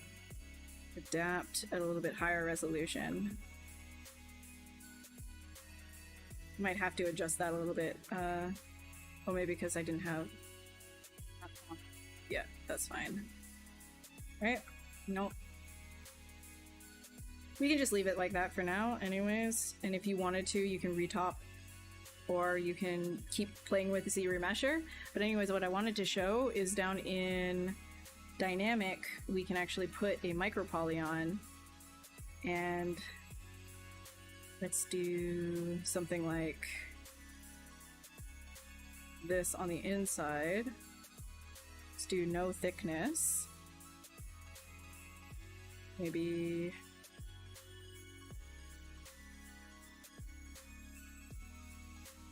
align everything. So you can see on the outside here how it would be important to have some nice topology, but I'm just gonna show really quick anyways. Maybe some rings, something like that. I don't know. Try a bunch of things, what looks best. Just some chainmail. Right?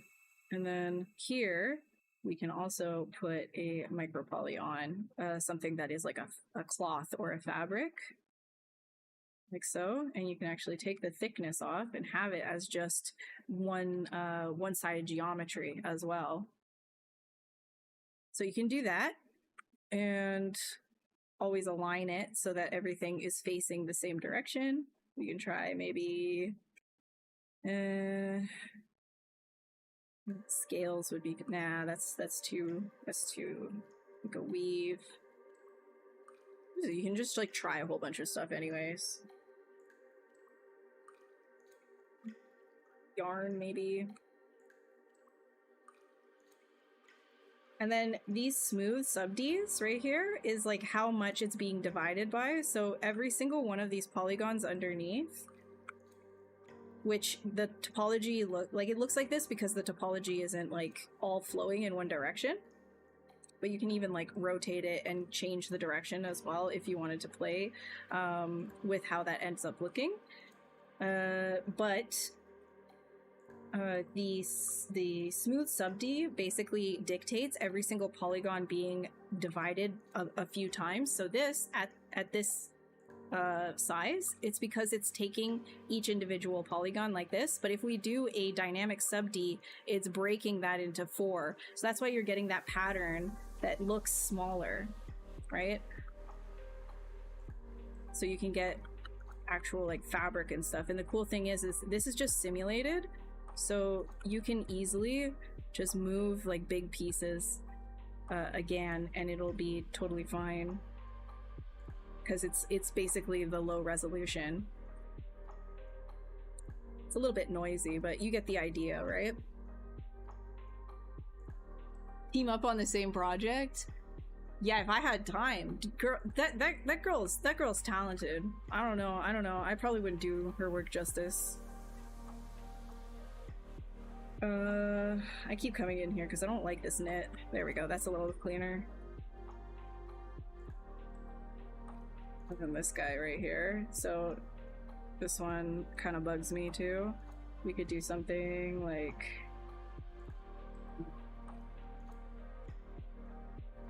smooth sub-D it. Thinner. Yeah, you get the idea. ZBrush Core Mini. Oh yeah, so that's probably not going to be in ZBrush Core Mini, but that is like an interesting way to kind of play around with the dynamics and the dynamic sub-D for cloth in general. I don't know what that one is. And you can make your own of these as well. So if you didn't like any of the defaults, you could always make your own pattern for like specific weaves, etc. So this has been around for a while, right? Alrighty.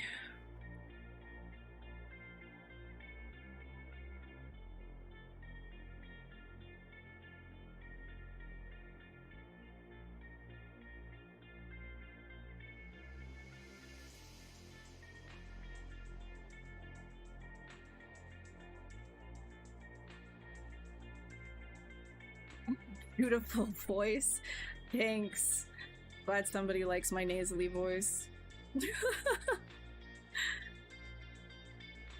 I'm here as often as I can be anyways.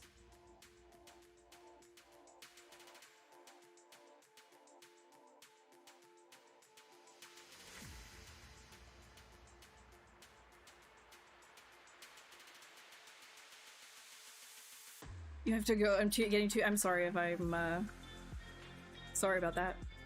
I won't teach anymore. I'll only sculpt. My bad.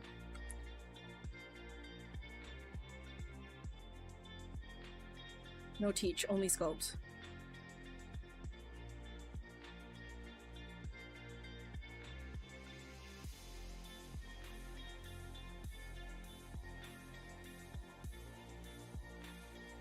A cursed Furby is its own genre of creepy though, so honestly not a bad thing. Yeah, exactly, you can bake all of that stuff. Exactly. You get it. You get it.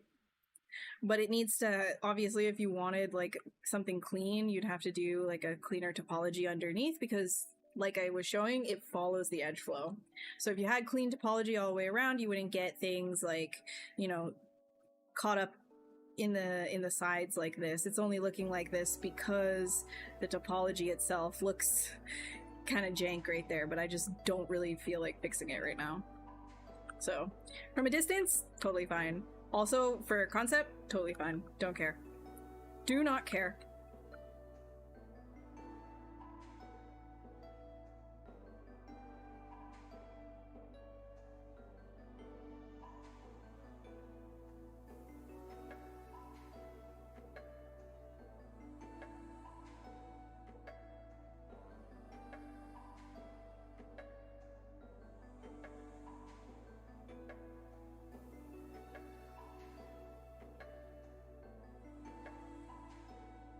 No, yeah, I'm just gonna use this.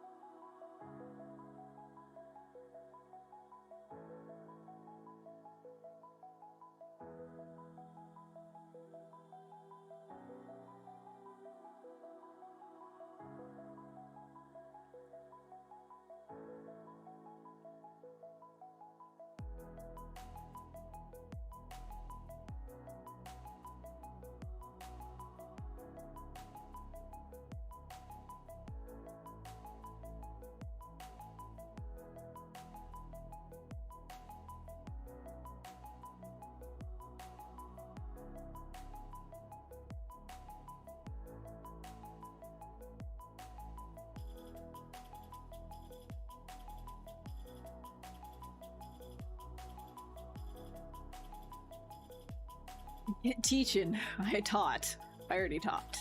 That was my teaching moment for the day. How long did it take you to be able to concept like this? You know, in older videos you mentioned it is messy and ugly on purpose to a noob.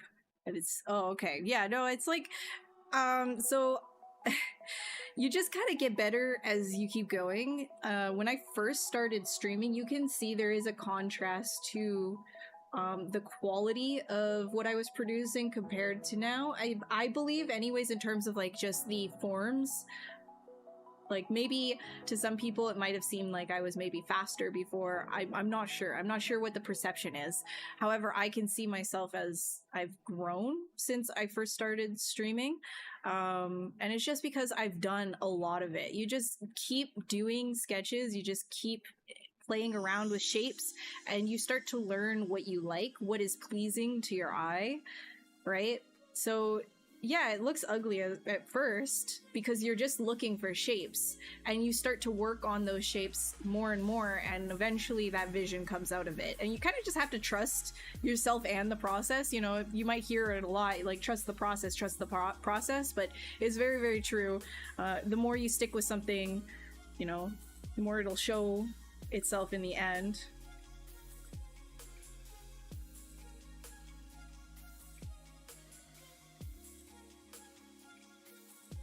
So here's another thing that I do. Like let's say I wanted to create that same sort of like star that's on his back pattern here, which This guy did not follow suit, so I'm just gonna quickly grab this and make it follow suit. So maybe I wanted that same star pattern to be represented in the front as like a clasp or something. So I'm just gonna quickly give this like a whole bunch of sub-Ds. Just a whole bunch of subdivisions.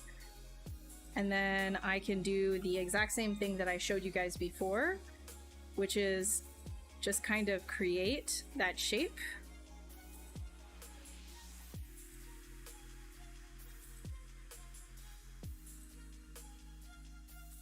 Right, let's say, you know, for a clasp, I can kind of like do something maybe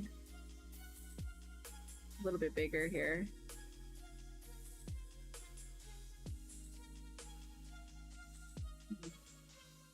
Something like that. Doesn't have to be perfect. Let's do like that so it doesn't like impale his neck.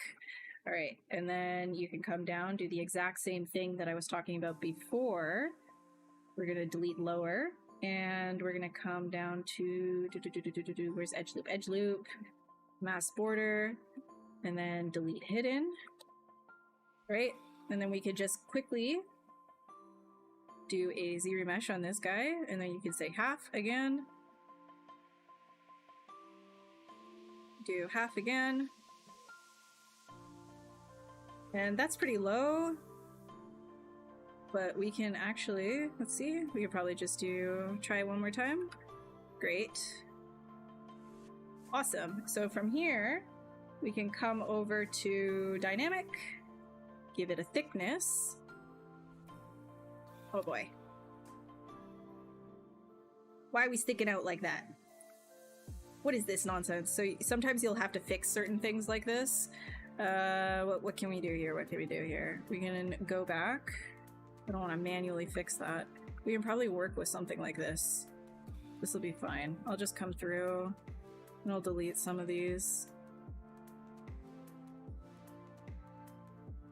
We don't need that much.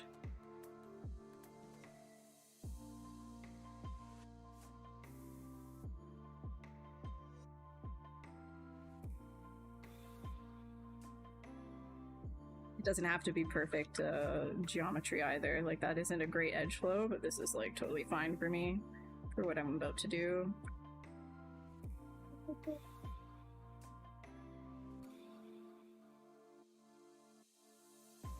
It's just too dense down here for me liking.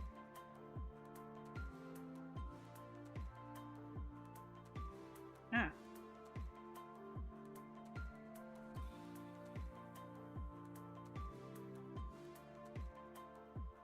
Most of my retopology I just end up doing in Maya, by the way, so that's why you see me just kind of like whatever with all of this, because at the end of the day, like, I'll just be jumping into Maya and fixing things if it's for production, but this is just so that I can control the topology a little bit better. We could actually like fix the crush that maybe. Stitch.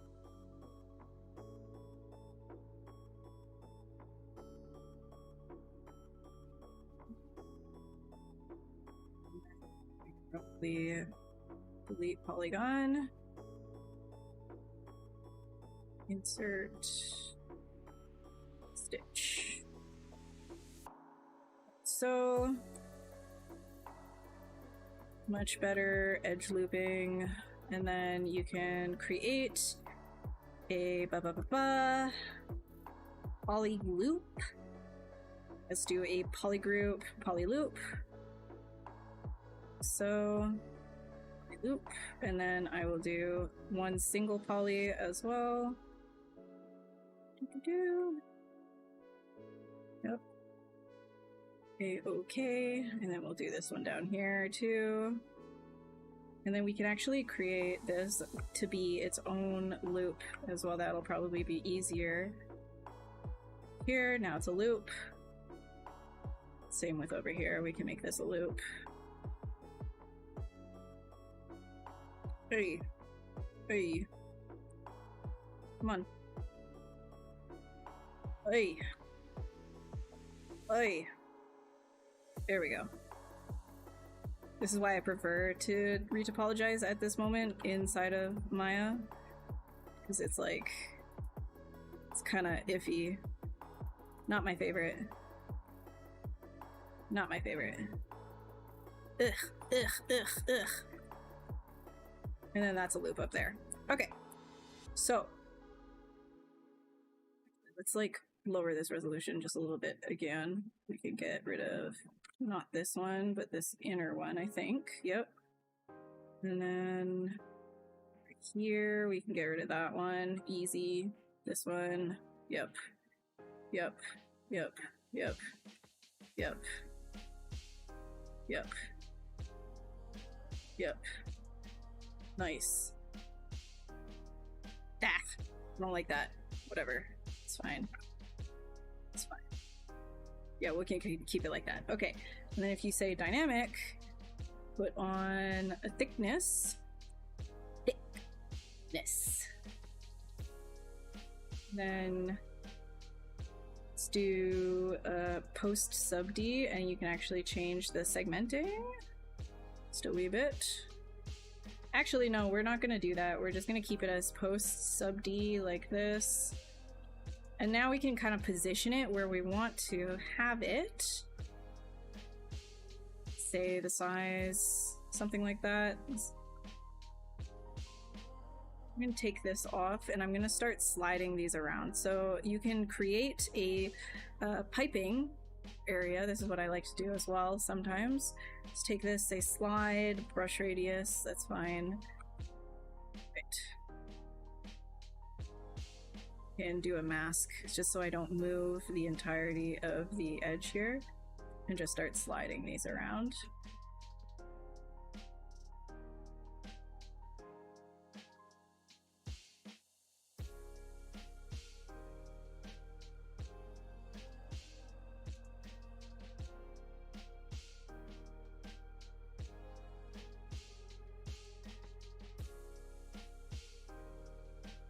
Like, what are you doing? You're doing something that's like clean. Why are you cleaning stuff up? Why aren't you just being messy? Because sometimes I also do stuff like this. Sometimes.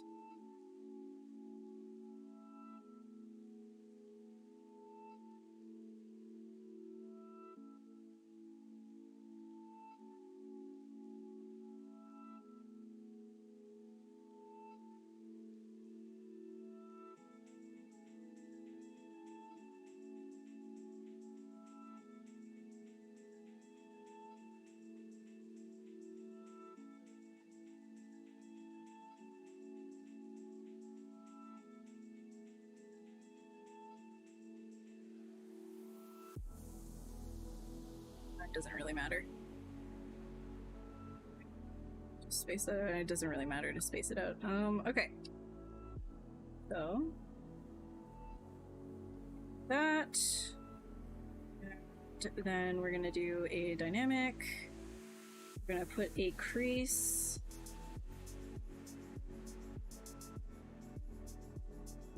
I'm gonna do that with ZModeler. I'm just gonna crease the edge like this. Crease, crease, edge loop complete. Go. Edge loop, yep.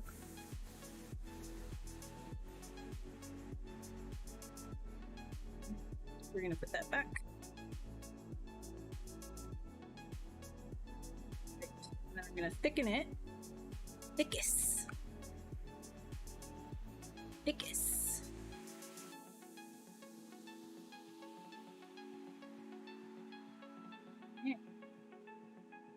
Say no sub D, say apply. I'm gonna uncrease, so it doesn't really matter because I was gonna do an insert here and then extrude. Do in the middle, do mask.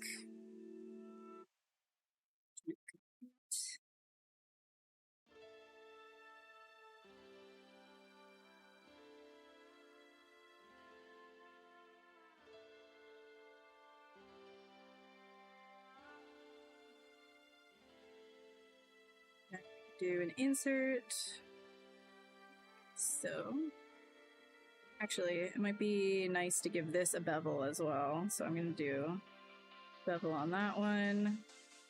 Then we can do a 2-row bevel. Sometimes that'll happen, by the way. So in order to not let that happen, you kind of have to zoom in a little bit. And same with these guys right here. 2-point bevel, 2-point bevel. And then you can actually grab, let's do extrude, polygroup, all. Push this guy out. Is this not the same polygroup? Guess not. Oh wait, maybe it is. Hold on, is it like extruding inwards? No, it's not. Why isn't it the same polygroup? It should be. Alright, gonna just hide all of these guys, make it the same polygroup. It's fine. Go. So I'll extrude like that. You can say inset this, or at least try to. It might not be good. I'm gonna do a standard inset. Yeah, it's a little rough right there. A little rough. Edges. It's just so it has a little bit of a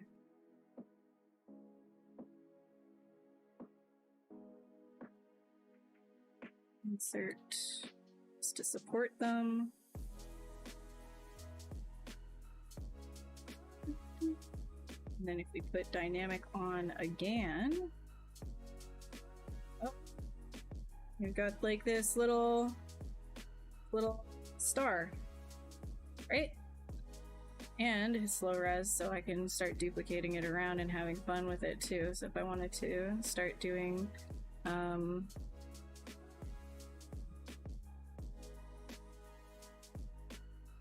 something like this, who's gonna stop me? No one. That's right, no one. Actually, a modifier might be better. Just make sure that it's centered. You can do a bend curve on this guy. Center point. Which one is it again? I can't even remember. That's fine. We'll just do that with the save axis. Except and then do the other axis. Except. Ah. Bro, I swear to God. Bend curve. Change the axis. Please and thank you. No, no, this way. Yes. Now, can I grab both of these at the same time? I can't remember if I can. Symmetrical. Yes. There we go.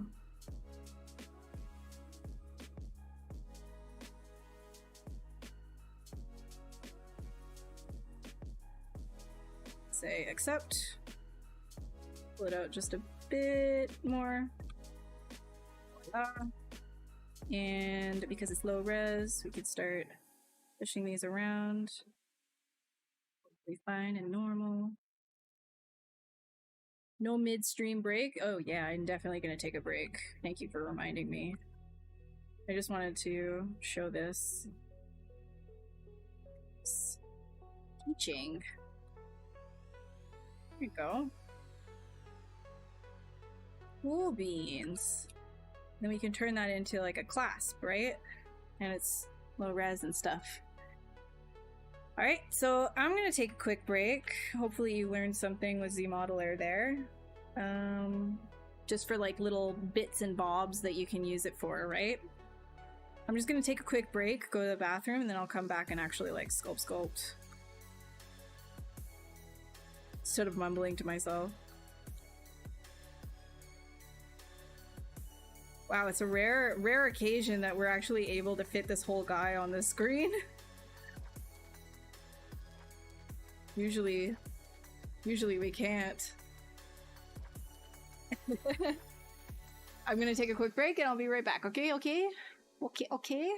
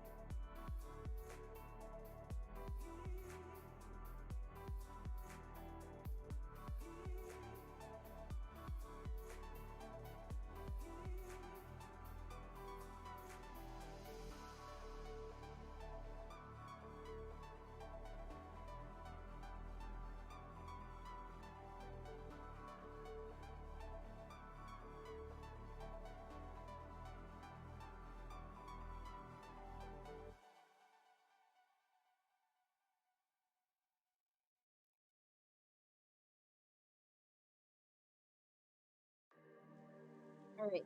Baccarino. Sorry about that. Had to go bathroom. I gotta get more drinky drink. Alright. Let's see. What's all the stuff that I had to miss? Oh, I miss Layla saying goodbye. Well, if you happen to still be here, I don't think you are, but goodbye. Thanks for stopping by, and to everybody who does not know Layla, you should definitely check out her stream. She's really cool. Really, really good and cool. I combine the words. Ghoul. Don't mean to call you a ghoul, I just combine words sometimes. Random questions. What is the typical poly count requirements for games, movies? There is no typical. There is no typical. It's all dependent on what it is that you're doing, what the pipeline is. You know, there is no typical. If you're doing something that needs to run on mobile, it will look significantly different than something that's going to be in a big budget film with high-end VFX, right? Like, these are completely different products and processes. No, Monty's going to the bathroom right now too. So when he comes back in, maybe.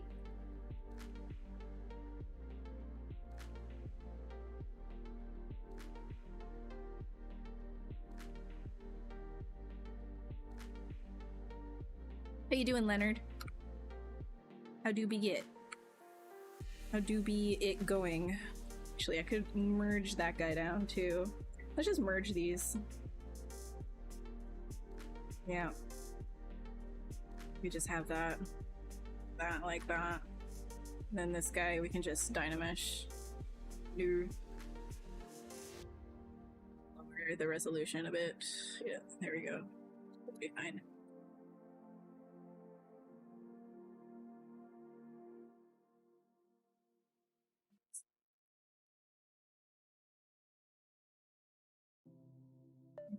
Dynamesh that one as well.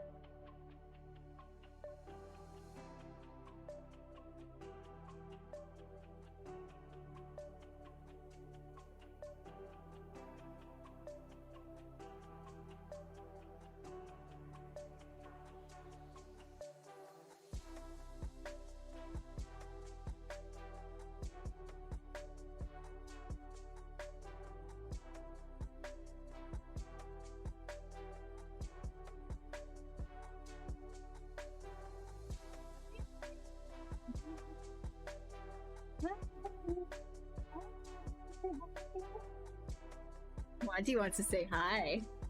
Monty, you want to say hi? I'll pick you up. You get that? Oh.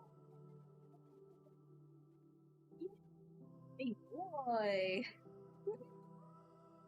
Here he is. Here he is. Hello. You smell like food. You just ate your food?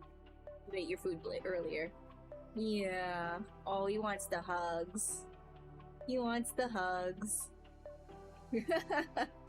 Like, I did it. I went into this scary world. Look at me. He's so funny. He is awesome, isn't he? He's great. He's the best. He makes me so happy every morning. I can't be sad for too long. I've got this guy, you know? I've got this guy. Yeah. He's a potates. He's just a potates. Look at this. Look at this potates.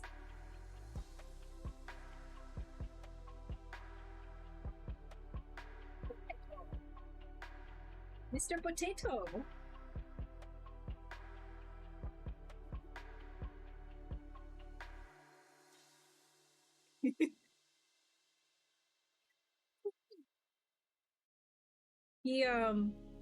He's actually really metal, so I don't know if I've told everybody this. I mean, I mentioned it a while ago, but he had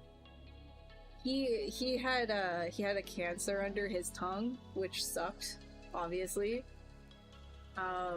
And he had to get it excised, and that was successful. Don't worry, he's good now. He's good now. But part of his tongue didn't make it through this, like, it wasn't like revascularizing properly, and he ended up just like doing a surgery on his own tongue, which sucked. So now he only had like about a third of his tongue is gone, which sucks. It sucks. He's got a little bit of a nub. He can still eat and drink and everything like that, but that's why you're not gonna see his tongue hanging out anymore. But, you know, he's still a good boy. He's still a cutie boy. He's still doing great. He's adapted fully. He just drools a little bit more than usual now. But at least he does not have the dreaded C word, right? He's a good boy. Yeah, he still has plenty. He has plenty enough to still drink and eat. He just can't make he's had to adapt, so it takes him longer to eat and drink now, but he can do it. He's fine now. You see how it doesn't like hang out anymore? There's no tongue that comes out. You lick? You lick? Give a kiss? You give a kiss? Give a kiss? Give a kiss? Okay. Thank you. Anyways. Go down. Go down. Yeah, go forward. Okay.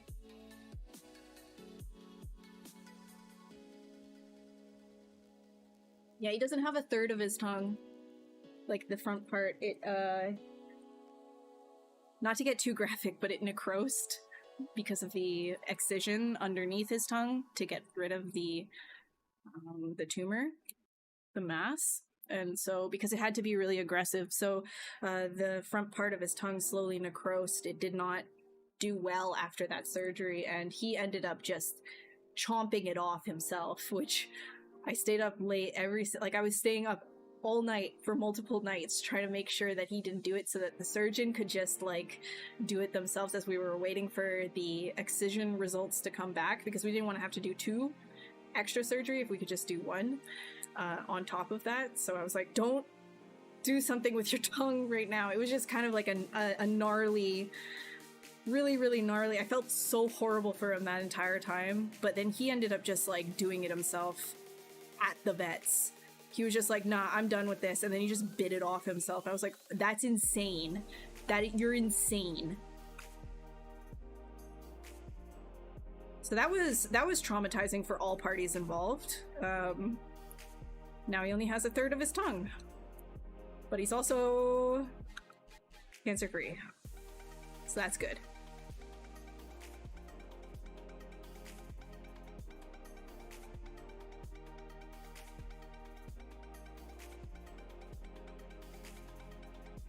Your dad accidentally cut your dog's tongue with scissors? Oh no! Oh no!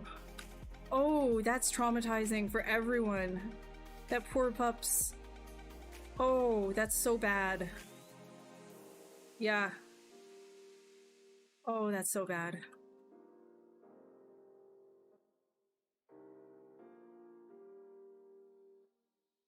Jeez, man.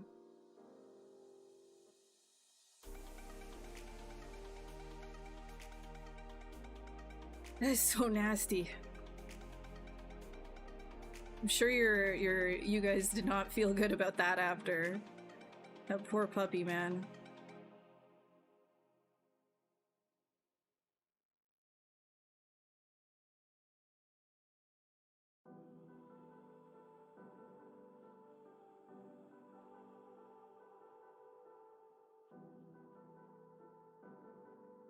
Yeah, Monty was just like, let me save you some money. I was like, dude. And the surgeon was even just kind of like, hey, you know, it's crazy stuff happens. I haven't seen this happen before, but stuff happens, and he saved you money. You know, he didn't do it as clean as I would have done it, but he's not gonna have any problems after, and the surgeon was right. He didn't have any problems. It healed totally fine. He's able to use it. It just looks gnarlier than it needed to. It just looks more nubby than it needed to. He's just like, screw this. I'm done with keeping this part of my tongue, man. It's like, I'm done with all of this. But he's adapted. He's a good boy. He's a strong, smart, good boy. Oh no, the tongue. Yeah, yeah. Hi, Alice. Yeah, we were talking. I was talking about Monty's situation with his tongue, the craziness that he went through. The tongue, his little nubbins.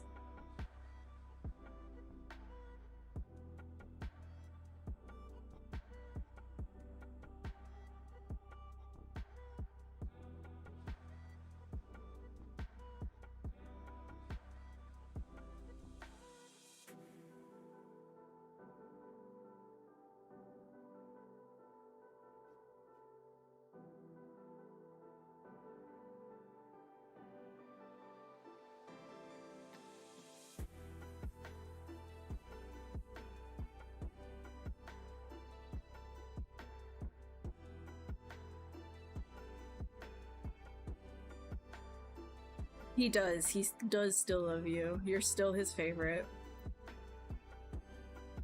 When you give fistfuls of treats to a dog, I'm pretty sure they'll love you forever. It's like, oh, I love you so much. Have this entire bag of treats.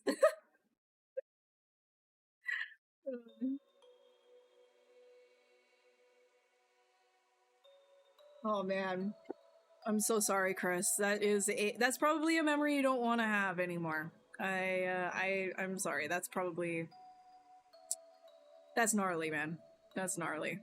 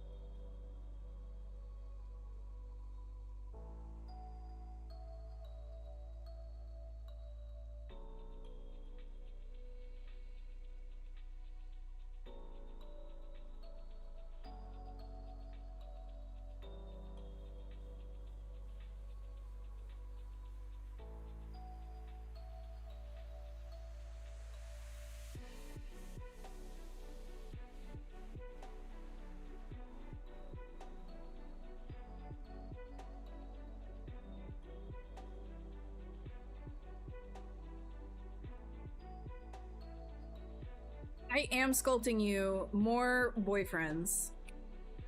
I will sculpt you as many boyfriends as you want. This is now Hexcat's boyfriend. Sorry, everybody. Can't have it. It's now for her and her alone.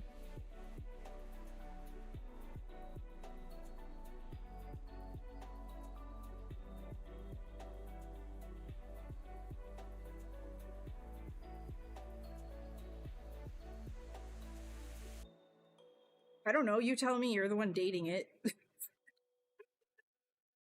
You're dating it, what's its name, huh? You tell me.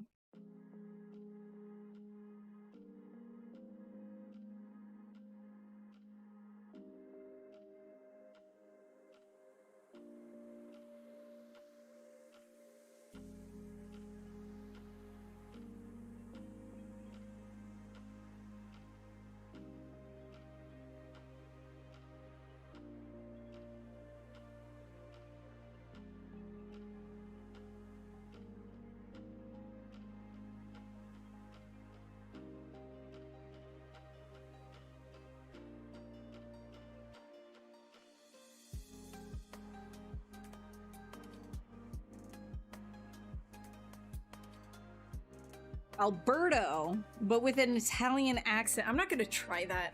Don't trap me. Don't trap me. Don't. I didn't realize he was Italian. The Italian. I don't know. All right, he's Italian. Everybody.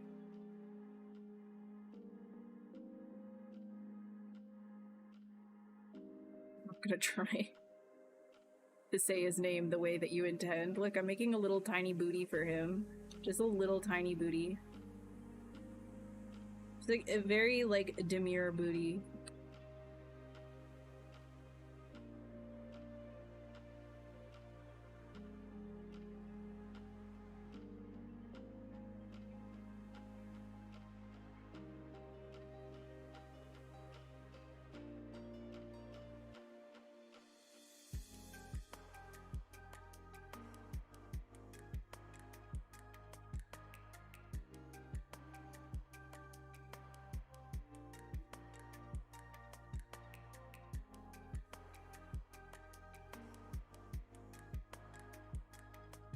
It's gonna need some more muscles in here. Some of that wing action.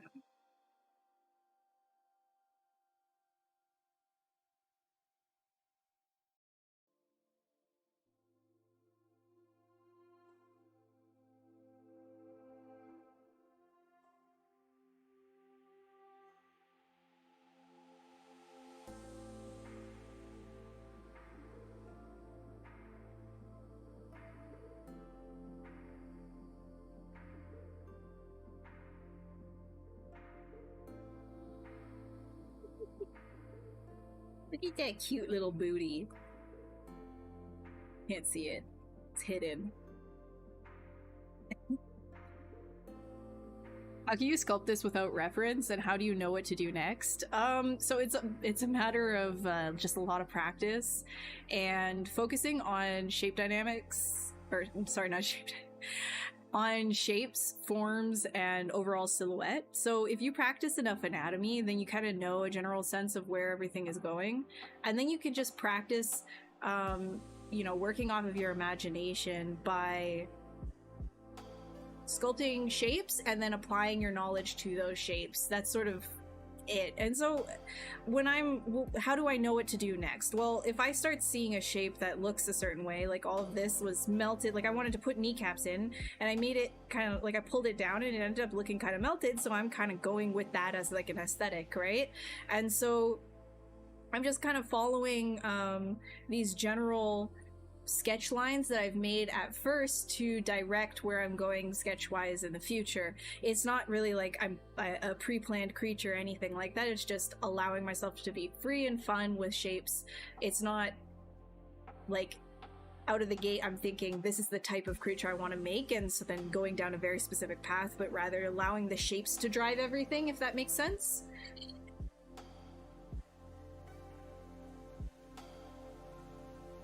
Bro, don't try to trap me here. Girl. Don't you. We're on the professional stream. We can't be too crazy here. We gotta, you know, just leave the Italians alone. So why are we talking about the Italians' booties, man? Damn. Guess this guy is in... I don't know, man. I don't know. I just don't know anymore. I gotta give this a Dynamash. Gotta work on his hands, too. I gotta work on his feet, too. Okay, let's do the feet first. Feet stream.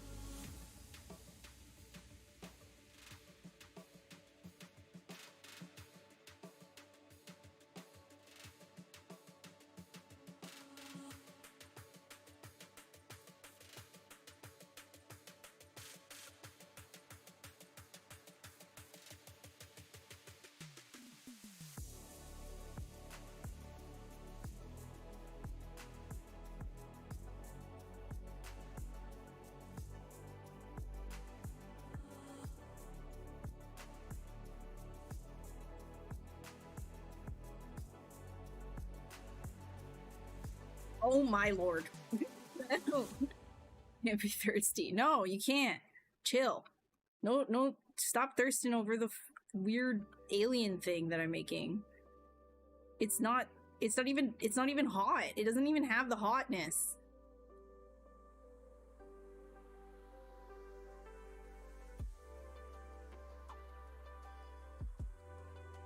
There's no hotness on this one. Like, what do you see in him?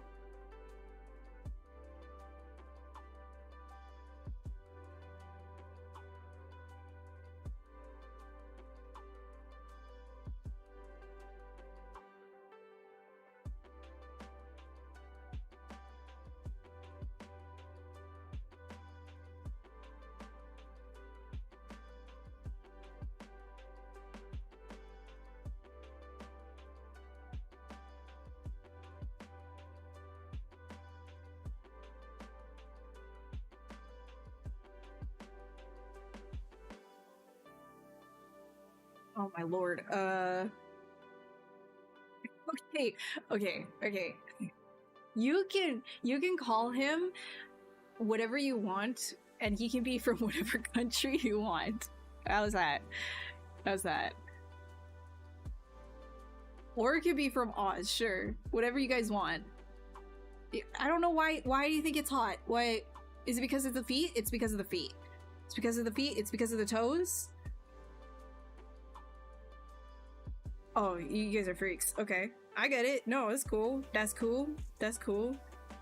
Yeah, you want the... yeah, I guess the arches of the gnarly toes are really getting you. You know, those clean arches.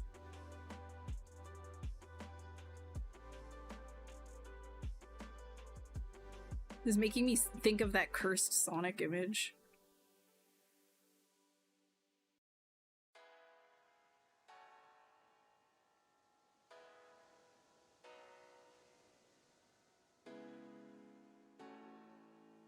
Every time I do feet on stream, it ends up like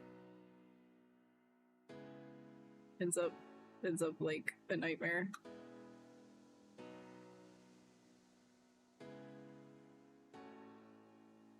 I guess that's my bad though. I should probably just learn.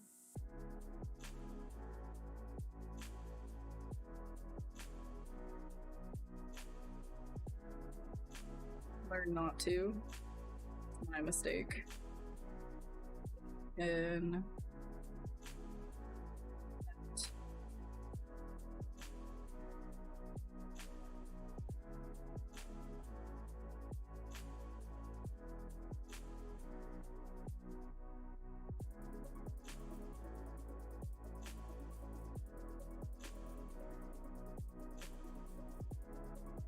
ah, where'd he go?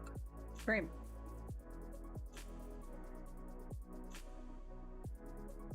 You need tentacles? No. No. No tentacles. No. No. No. No. No. No, you get gnarly feet. That's what you get. You get gnarly feet. You get nothing here. Nothing. Has nothing. Okay? In fact, that's it. I'm censoring him. This is what you did. You did this. Okay? You did this. Yep. It's being censored now. Because of you guys. We're censoring. Got big pants. Oh. Oh. Censored. Now what?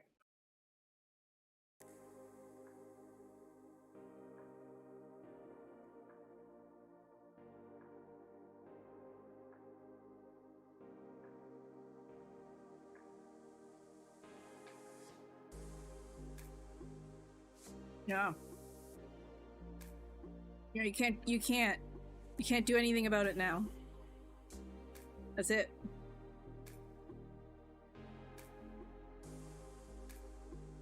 It's over. It's over for you.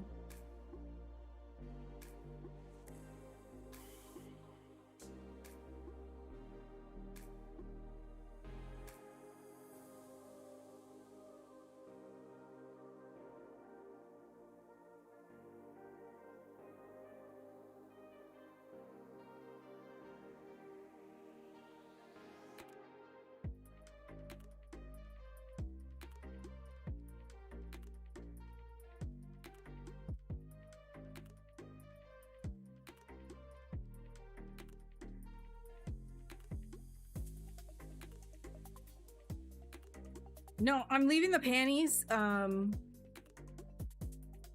They're gonna say...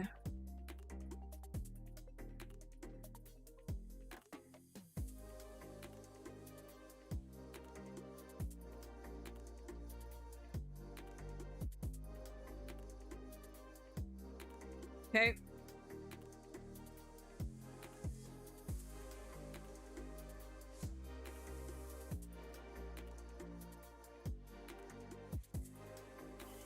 Alright, well, you know what? Because you're also being freaks about that, you know what we're gonna do? We're gonna just censorship stream. Okay. Just gonna go ahead, put these guys right here.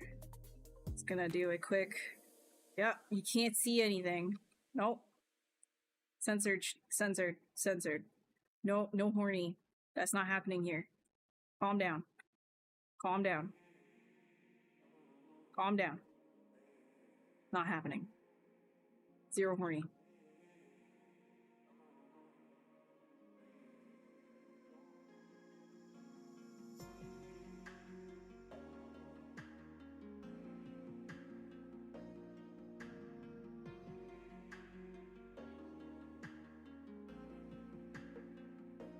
Like, this poor guy, he gets born into this world and is immediately objectified.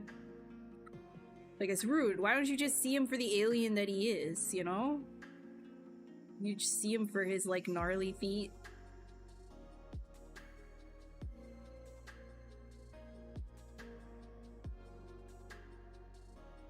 Poor guy is hasn't even experienced the world yet.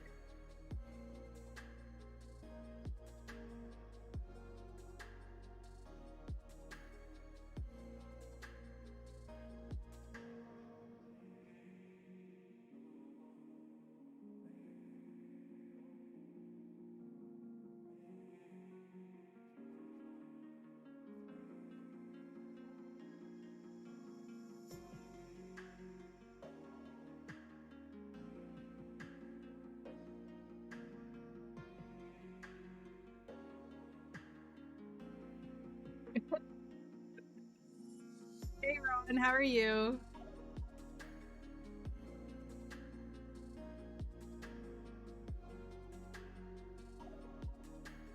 It was made for me? What do you mean?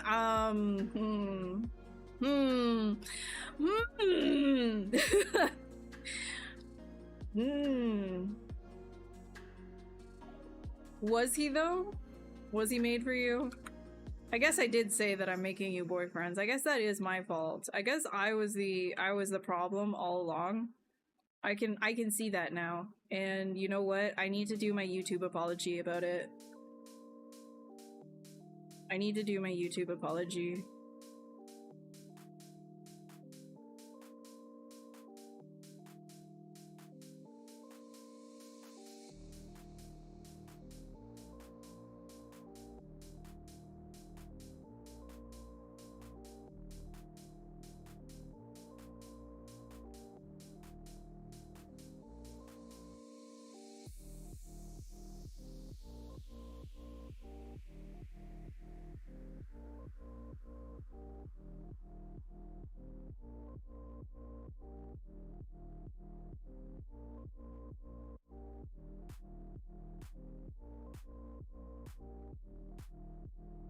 Well, my ukulele. I also have to, you know, I just have to do one of these, like...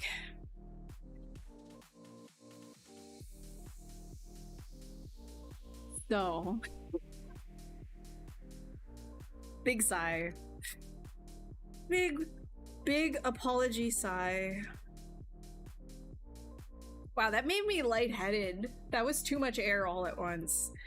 Ooh, too much air at once. You ever sigh so hard that it kind of makes you a little lightheaded? Like, too much? That was too much air?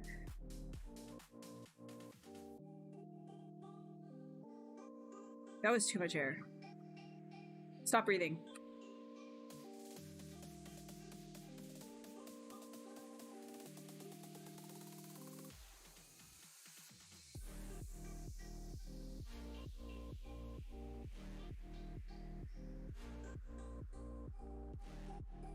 What's up, you guys?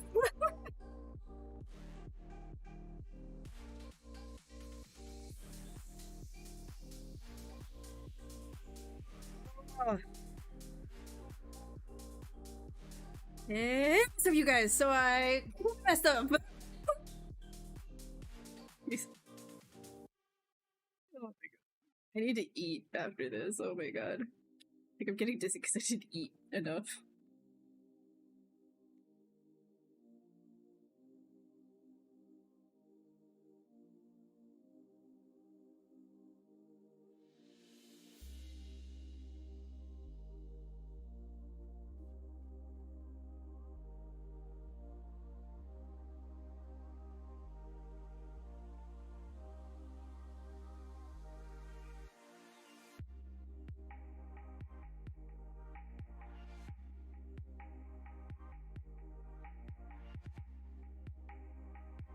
Creating a little bit more of an interesting silhouette here. Normally I do like fingers where they've got like these big claws on the end and they're very like spindly, but I'm gonna try and do a bit of a different silhouette here.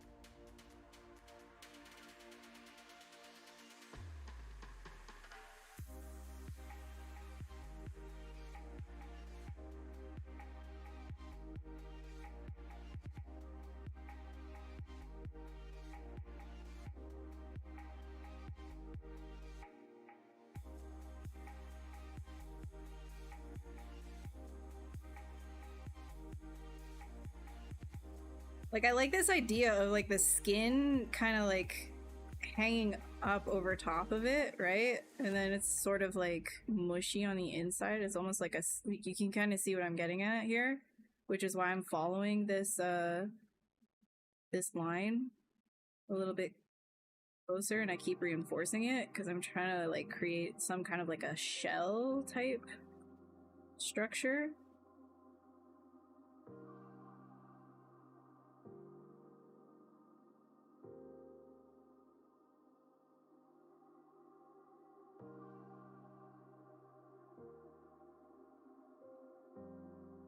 Oh my god. Adopts 3. Okay. Alright. I don't want to get too specific here. If I was on my own channel, I would have my own opinions.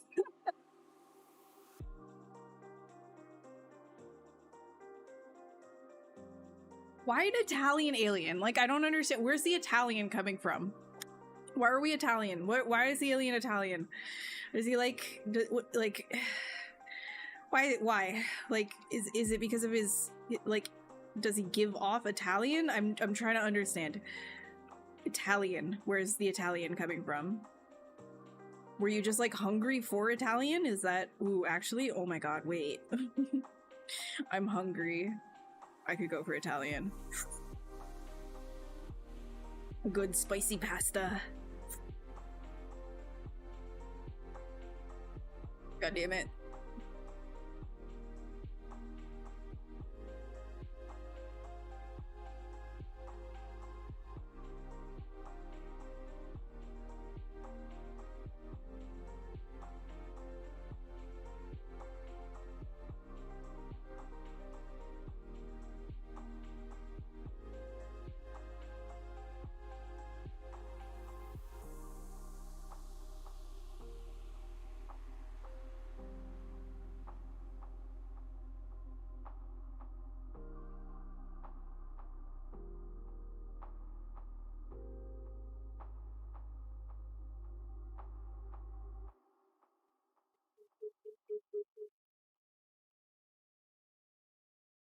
Your opinion in the dump later in the secret club.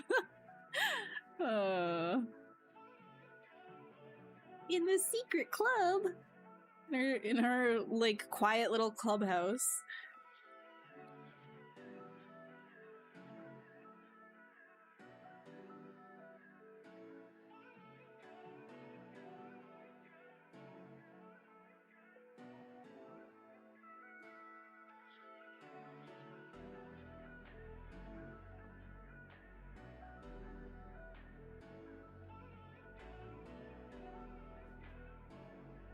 I always have to remember this is not my channel, so I must be, I mean, not super neutral, but to some degree neutral. Right? Right? Right? Right?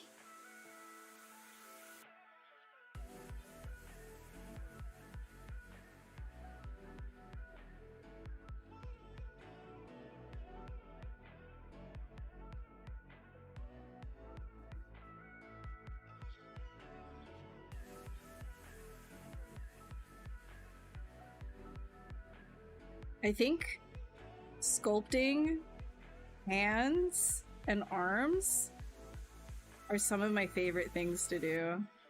Just because of the exaggeration you can get away with them. I love it.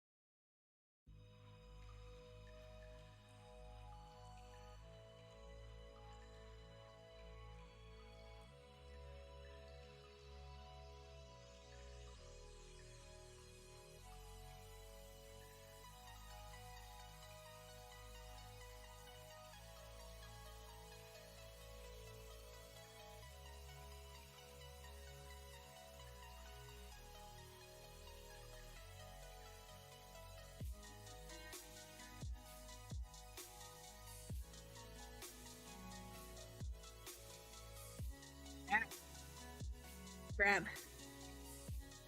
Grab. Oh my god. Thank you.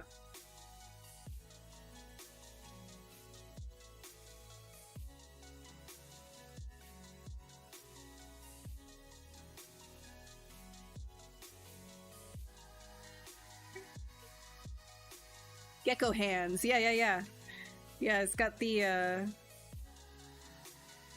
more of like a silhouette of like that for fingers. Like it's just kind of bigger on the bottom. I want to exaggerate it just a little bit more.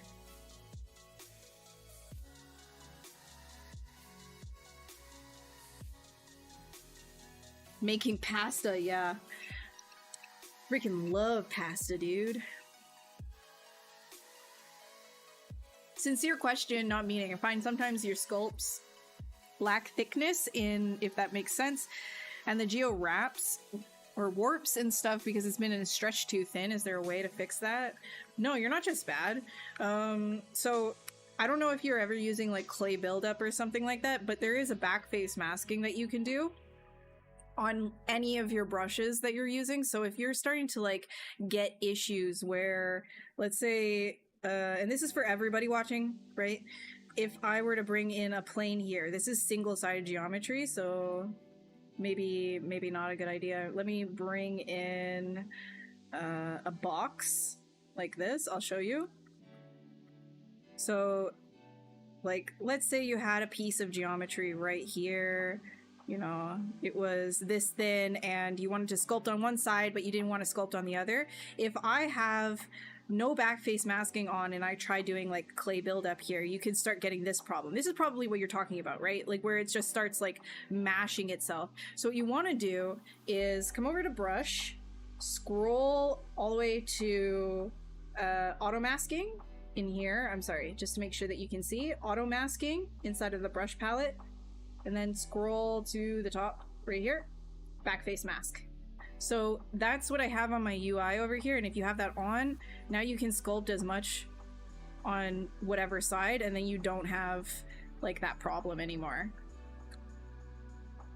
And if you do run into that problem, like, you know, over here, what I ended up doing on a lot of these pieces of geometry, if it's too small or thin, like let's say right here I didn't have backface masking on and I do something like that, you can always just take like your inflate brush and then just bring it out a little bit more and smooth it out just to give it again, and then just sculpt on it once more, but do it with backface masking on. Okay? Yeah. Yeet.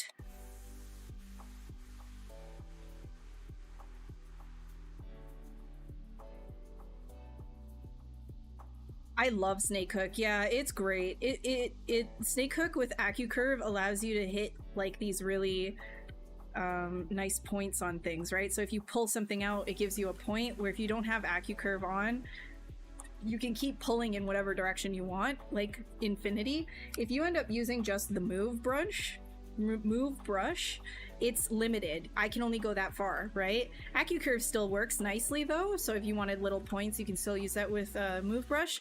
But because I'm just a lot more fluid with the way that I sketch things, I would much prefer Snake Hook over something like the move brush. Just, it's so much, like, you can just keep moving things. Like with a really big brush, if I really wanted to change the silhouette like crazy, I could pull this entire arm out and like not have to worry about like the constraints of the move brush. Like I could just, like, if I really wanted to, you know?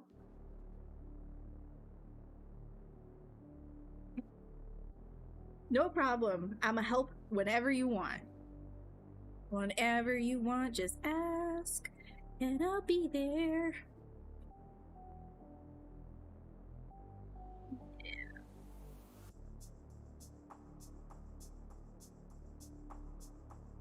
Beep, beep, beep, beep. Also, keep in mind with the move brush, you can use backface masking on that as well, right? So if I were to take this whole thing and I have backface masking, you see that?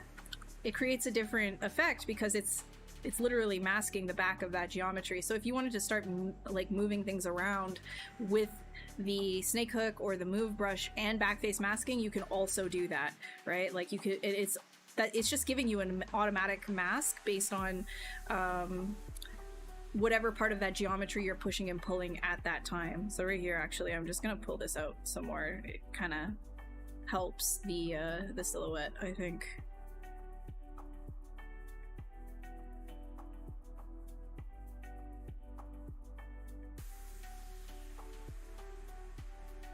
Okay, I'm gonna delete these. Okay, we're uncensoring. This is uncensoring. Don't be weird. Don't be weird. I uncensored him. Don't be weird. Don't be weird. Don't be weird.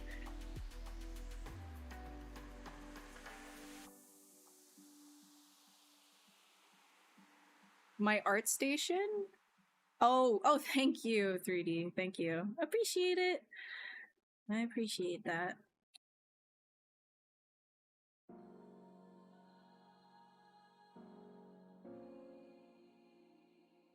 I want to finish Guts. I don't have time. I want to finish Guts.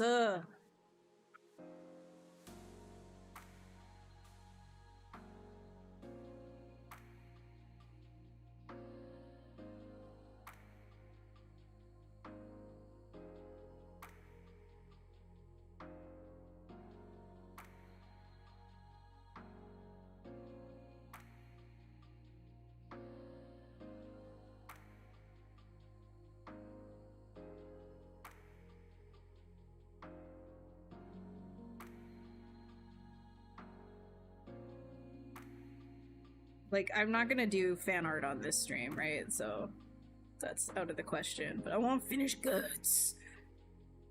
Finish my mans.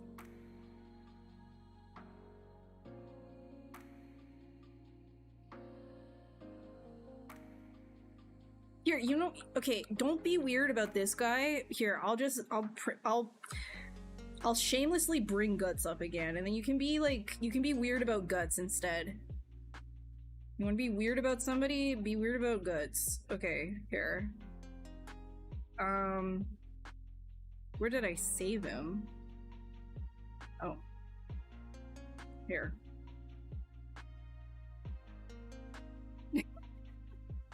Next stream special episode, just like the beach episode in anime. It's me doing fan art, right? Here, be weird about him.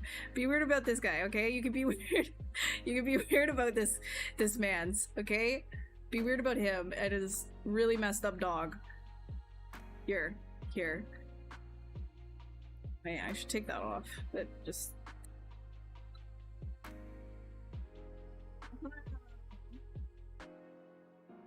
There. Be weird about him. Yatsu. Who is this? This is Guts from Berserk. Oh, I want to finish him! I want to finish! I don't have the time. I want to finish. So much I have to do with him, so I still have to refine the armor and everything. I started, but it's like I gotta do every single piece, and then I gotta finish his stupid hand, and it's not stupid. I'm just like annoyed because I don't have the time to do this, and I want to, but be weird about this guy. Don't be weird about my alien. How's that? The flow is starting to get there. The base, I don't have... So I did a quick draw over to suggest what I want to do with the base. I'll show you. I'll show you what I did. Just a really quick draw over of this guy. So this is what I'm going to do with the base. So I'm going to have like all of the creeps and goops and scary people, kind of all the spirits zooming up, grabbing his sword and stuff, right? So I want it to all just be consistent with itself. That's what I just like, just a bunch of like screaming faces. So many screaming faces, just all swirling up into his cape and the sword. I think that will be good. And then I gotta figure out the chains too will also, like it's not good here. Like it's gonna wrap. Yeah.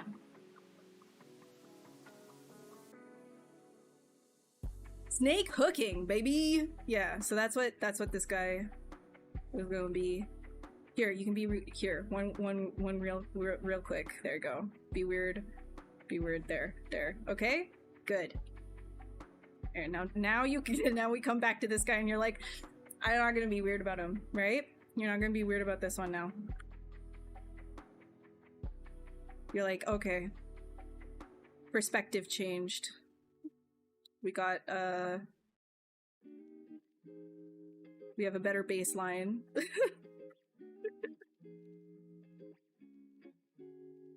I'm not gonna be doing VFX on him, no.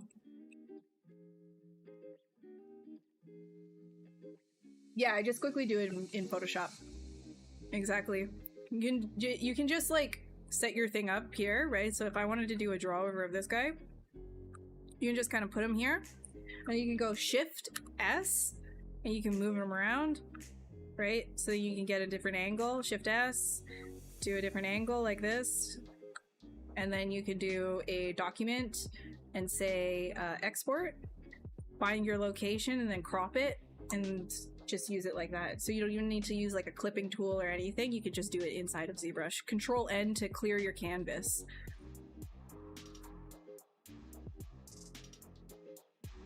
Yeah, I want to do it. I don't have time. I want to do it.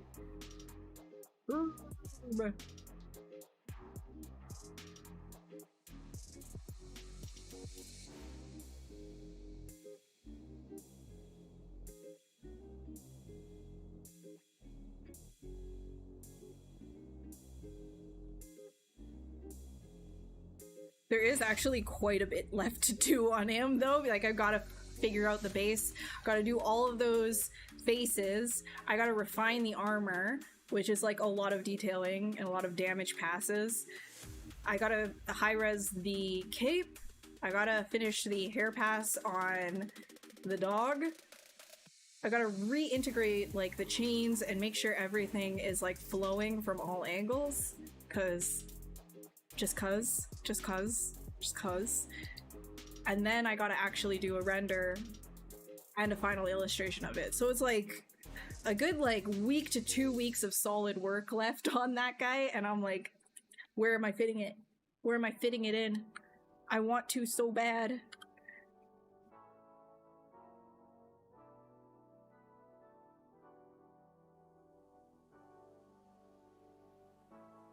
Bless you. Bless you, milady. Hex cats. Bless you. Oh my god. On the next stream. No, I don't want to like do fan art on a Maxon stream.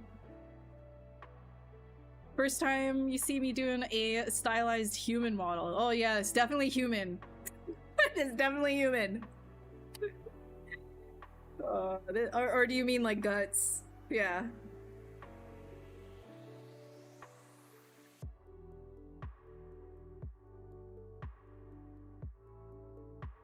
Good thing I learned about you is you persist if it. I will persist. I will persist. It might take a while for me to get there. Stop playing Borderlands. I need some rest time, bro. I can't be only sculpting, bro. Dude, bro. Let me play my games sometimes, bro. Don't shame me for enjoying some game time, bro. Balance, bro. What the hell?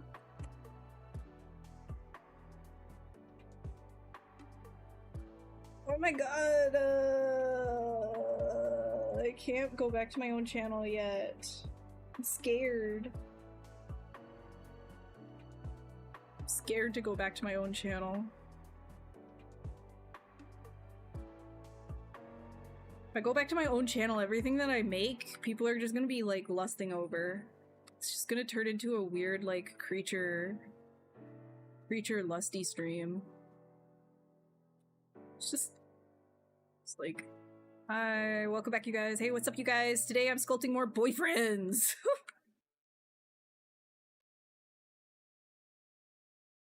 God.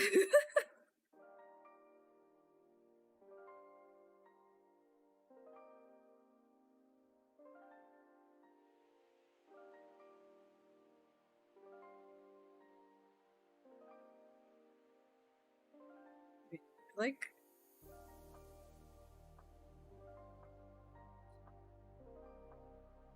I just want that to like come side more? No. No. No.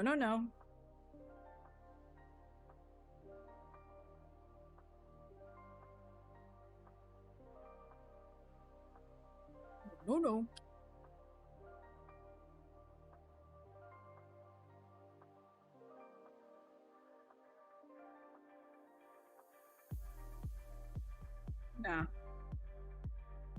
Oh, right. I was gonna make clasp for this one. I was gonna make a clasp. I'm so hungry right now. I'm starting to get to that point in the stream where I just start going a little bit nutty and I want food, so I'm sorry for everything.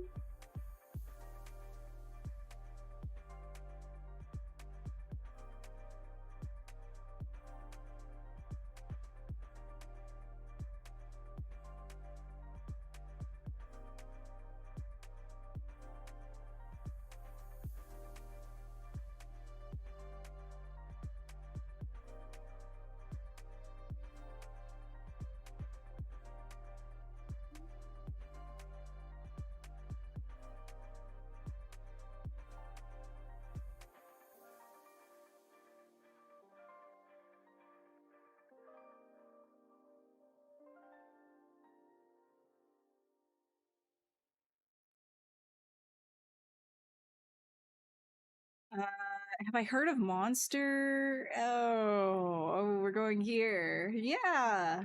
Yeah. No, I do. I enjoy the monster enjoyers. I do enjoy the monster enjoyers. This is not my channel, remember? So,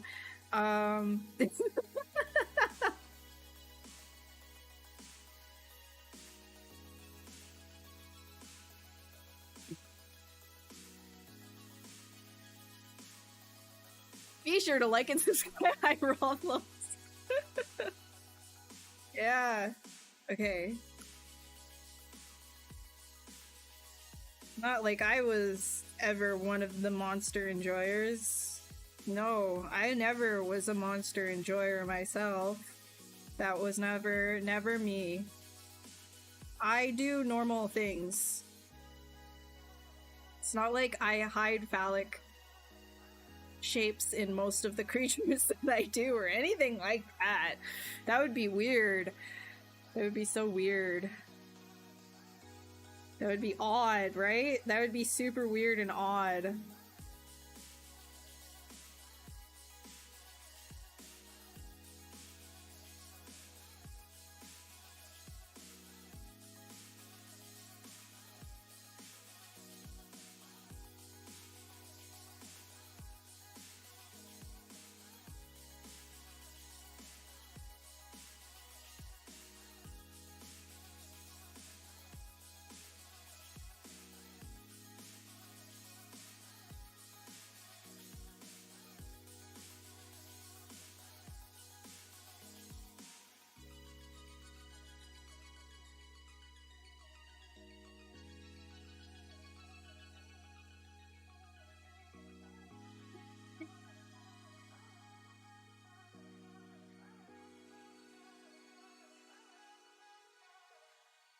Okay, I'm gonna auto group.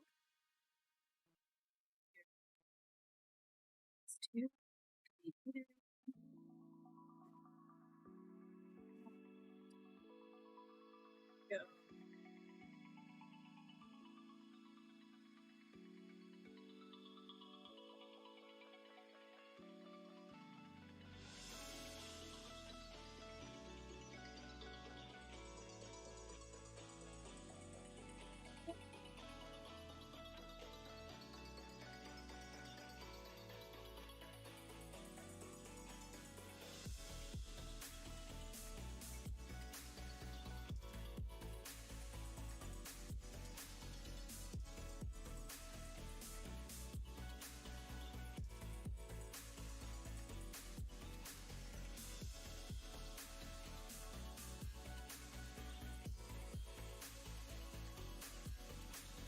Channel manners, yes. Yes. Representing right now.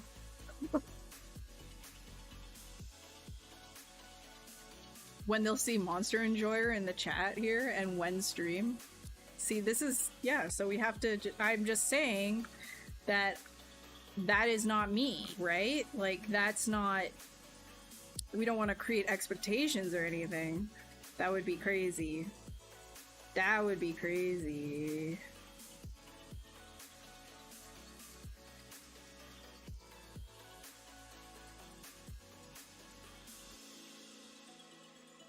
Yeah. Eh. There we go. Beautiful. This guy. Oh. Does that seem right? I feel like gravity might pull that a little bit more, actually. And this thing would start flinging around. That does not feel correct. Could do one of these guys.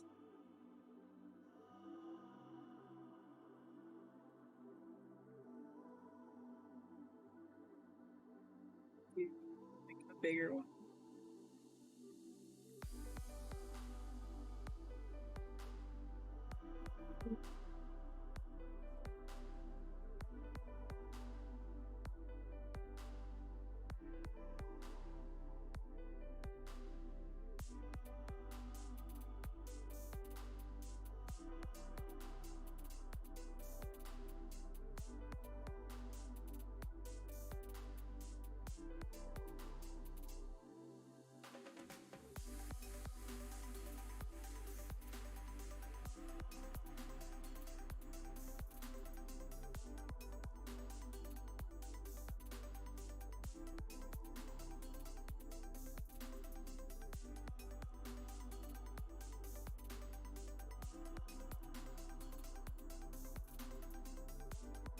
There now, that's not gonna fling everywhere, right? Like that wouldn't fling around. Now it actually holds it. There's a good clasp.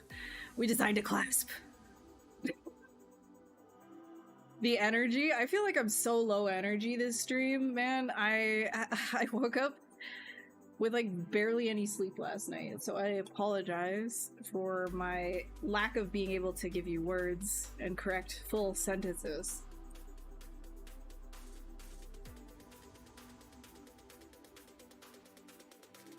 If I could feed myself off of streaming, then maybe I would, but I cannot feed myself off of streaming, so unfortunately, unfortunately, I only stream a little bit. The capital was won once again. My main sources of inspiration, gosh, there's like a lot though, right? It's hard to say exactly what, because I just follow lots of people. I play lots of games. I watch lots of movies. Everything that you watch and like just genuinely enjoy ends up filtering into you and your artwork in some way, shape, or form. So really, like, the style that I have, it's a culmination of everything that I enjoy. And I enjoy a lot of things. I really love hard science fiction, but I also really like fantasy. You know, before I started this stream, you know, I was looking at and talking about with Hexcat's Destiny. So just because that's in my subconscious, it's probably in some way, shape, or form coming out in what I just quickly sketch as well, right? So it's one of those things where these streams, a lot of the time, it's like, what did I look at in the day? And usually that will just subconsciously guide whatever it is that I'm going to be making in some way, shape, or form. Right? So today, I mean, this is definitely not in the realm of Destiny, but what I can say is that it was in the back of my mind, probably, as I was sculpting this. So I think I'm like super, like, I get really excited though to draw things. Like, I feel very like emotionally captivated by dark fantasy, horror. I love horror so much.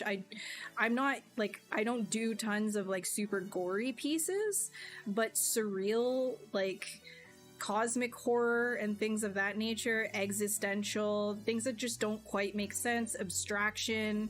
I really enjoy, like I said, like anything that is dark fantasy. So in the realm of like the 80s style, 70s style of fantasy, I think that actually got really big for a while too recently, and I was like super stoked with that because I saw a lot of people trying their hand at dark fantasy.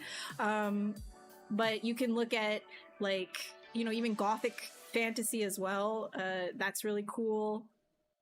Just things with like heavier themes I really enjoy. But as you can see, not everything that I do just comes out as like this super depressing, like, you know, dark fantasy / like gothic fantasy type artwork, because I work a lot in animation, right?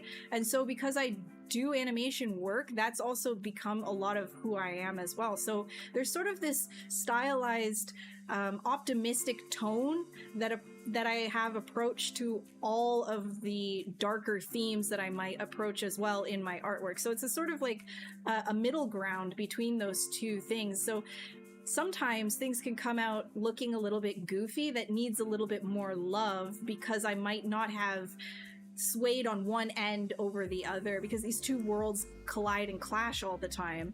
But it's interesting, if you look at my art through that lens, then you can see where that style has developed from, because I do come from an animation background, drawing a lot of cartoons and comic and things of that nature. But I really love horror, and I am so into like darker, heavier existential themes and surrealism that it kind of like, it butts heads, but needs a little bit of like massaging sometimes, and then I can create, well, what you see featured on a lot of the stuff on my portfolio.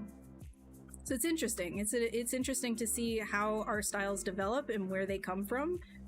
So, and that's what I was saying earlier in the stream as well, like, you know, you always want to be working on your own stuff, but the stuff that you do for work as well, you could look at it through more of a positive lens. Like, what is that doing to influence the work that you do for your own personal stuff as well? It kind of all works together. So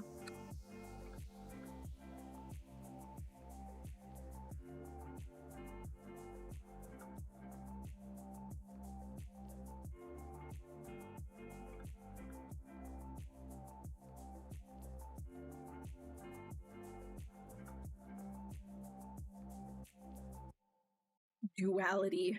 Yes. It's a duality.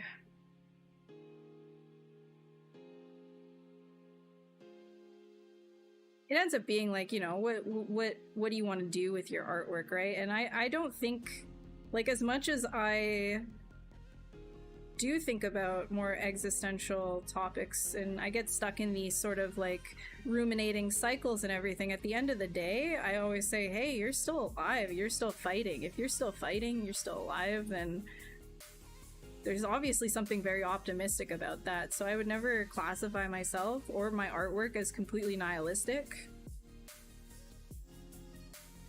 Like, I'm definitely, like, I would not classify myself or my art as nihilistic, and so it comes out that way as well, that there is something like almost like, I always like putting something a little bit more otherworldly, magic, and pushing that sort of like, I guess when you look at it, you don't feel like this overwhelming dread, right? I enjoy artwork that makes you feel that way, but I don't ever see it coming through that way in my artwork, personally.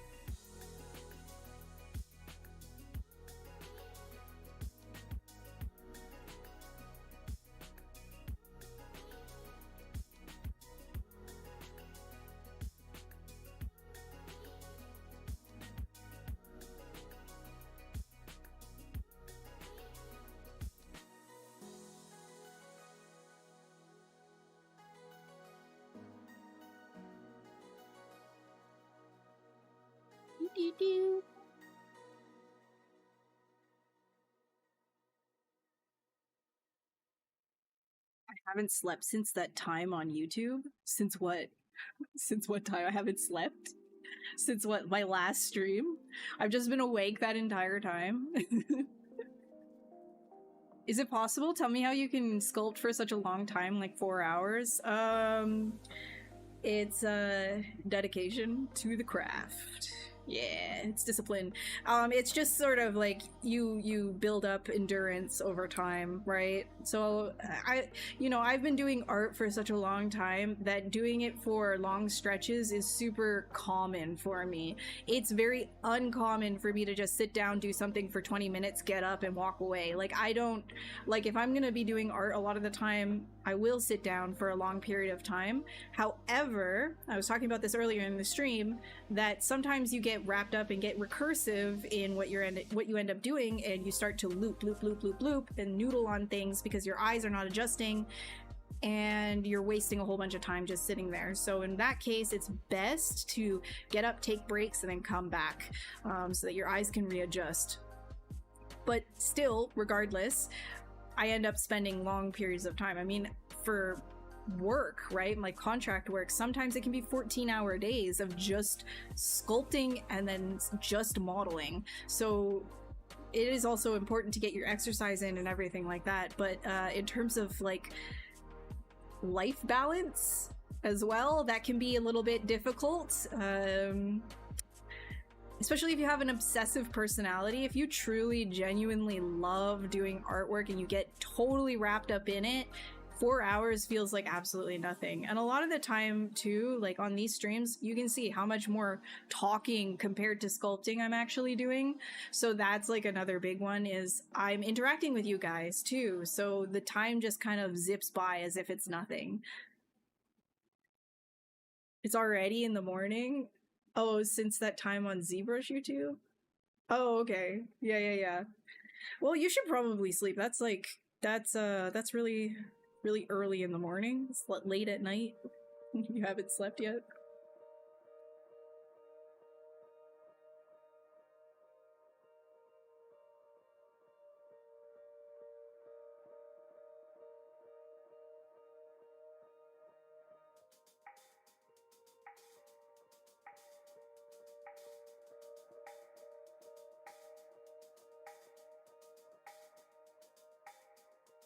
I'm so hungry. Oh, lordy.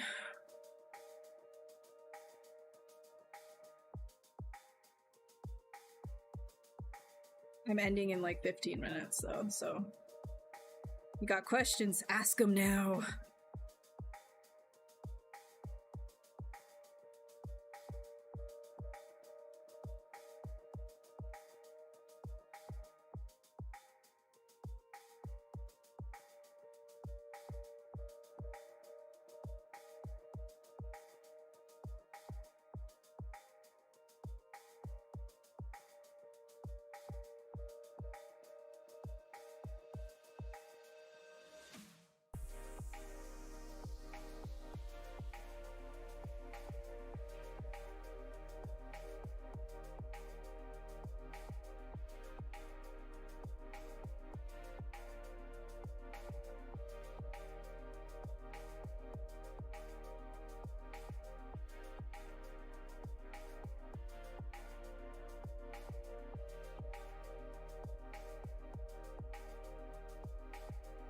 Yeah, just a little bit every day, right? Like, you just, even if you were to just work on something for 15 minutes, this is the thing, right?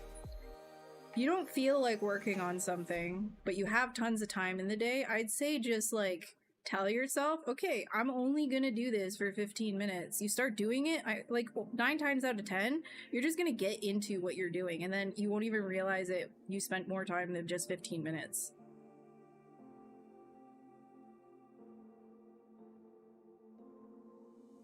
You kind of just need to start. Like, that's the big thing, is you just need to do it.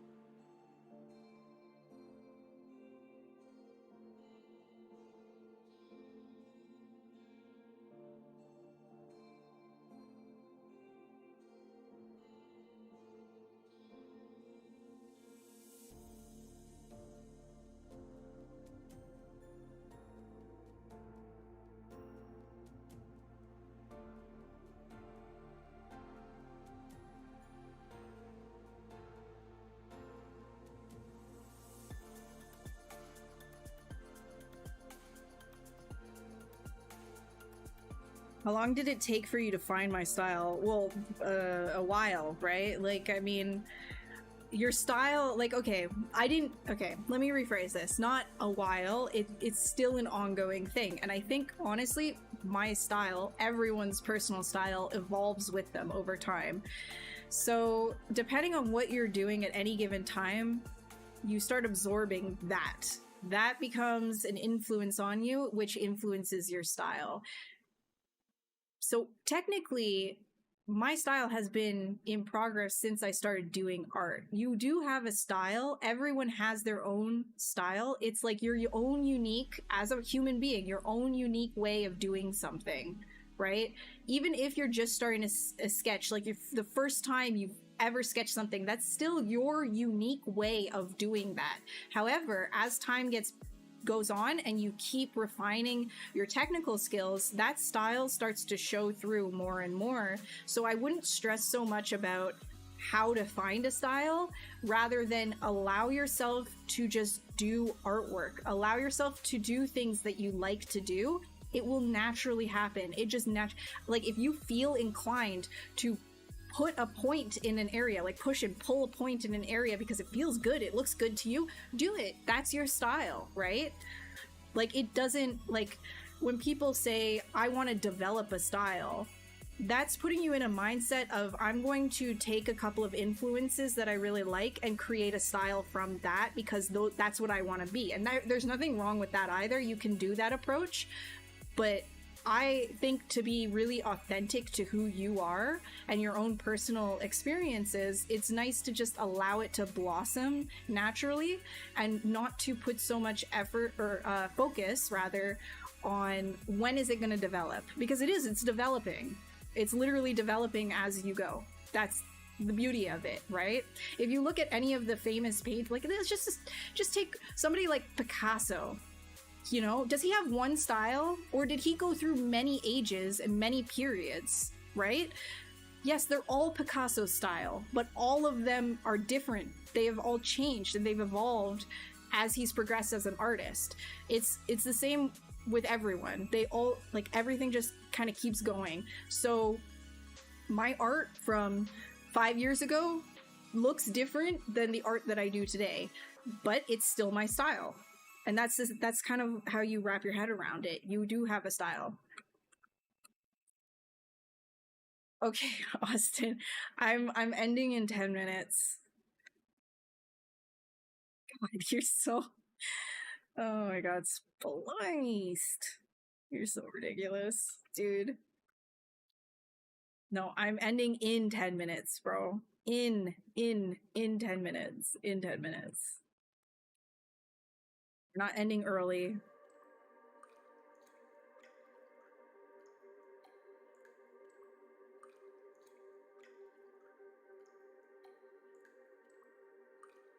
Picasso did have his periods. I'm just using that example because it's like an artist everybody knows, right?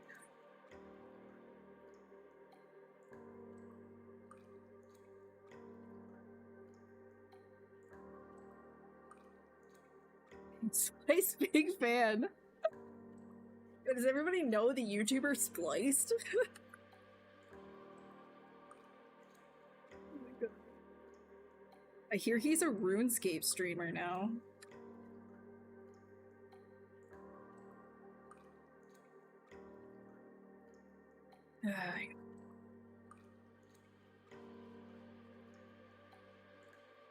I really didn't do very much up here. I kind of just left it super abstract and nasty.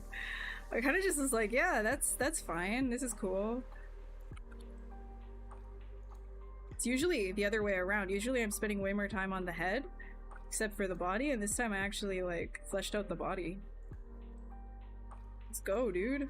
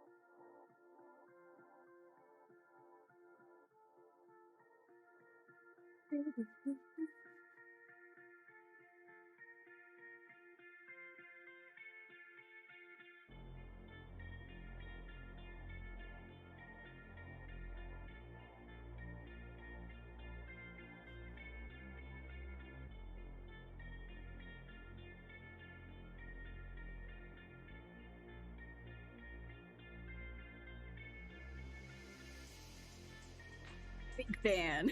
Big Dan. I don't make gamed characters, no. Oh my gosh, now you're just... Okay, listen, os. I gotta finish my stream. Gotta finish, alright.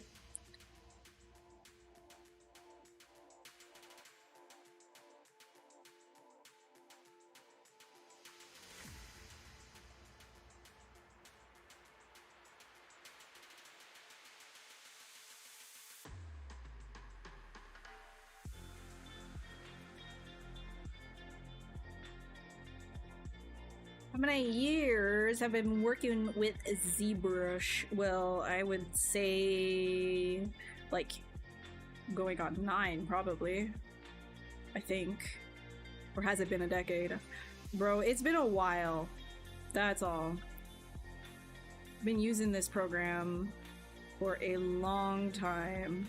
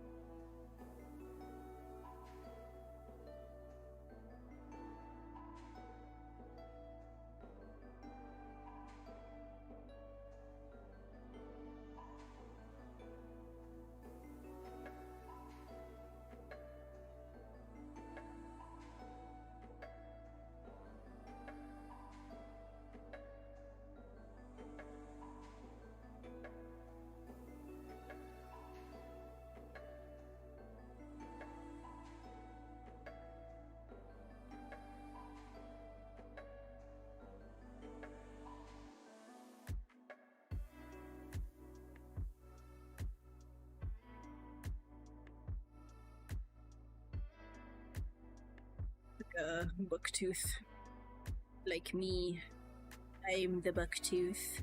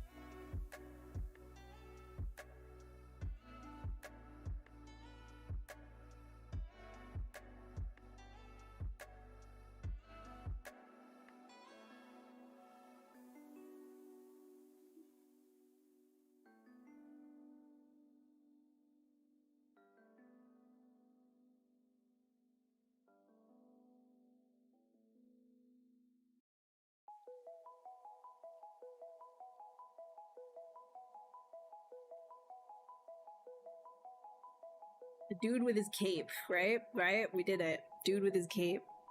Hello, are you the girl that does creatures? In which sense? Who does creatures? In which sense? What do I... Am I a monster enjoyer, is what you're asking. Kidding. Yes, I do a number of creatures on this stream, yes. Alright, let me put this guy around. Let me put him here. Like so. Let's do cape like that. There we go.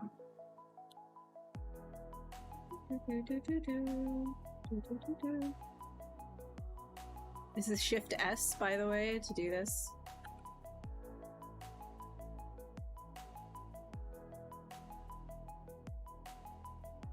There you go. Get a full turnaround. All right. I'm gonna probably end here. So if you guys are interested in following me on any of my socials, you can go ahead and follow me like through any of those. I gave the links in the stream, or right here, acubed.art/links. I post on all of my socials when I'm going live. So whichever one is your favorite to follow on, I will post when my lives are through there. It should be, unless like work gets in the way, any reason whatsoever, it should be on October 1st is my next stream, unless something pops up, in which case it'll be 2 weeks after that. But it should be October 1st is my next ZBrush Max On stream. Thanks, Alice. Okay, so if you are interested as well in watching anybody else who does ZBrush sculpting, I definitely recommend that you follow this channel. If you're watching on Twitch or if you're watching on YouTube, just follow so that you can see whoever else is going to be live at any given time. Tons of different sculptors, and also the ZBrush devs themselves are live on this channel to answer any questions and show you different workflows too. So definitely give it a follow and check it out. And otherwise, I think that's it, actually. I think that's it, right? I'm gonna go eat now. I'm gonna go eat. All right. Thanks, guys, for hanging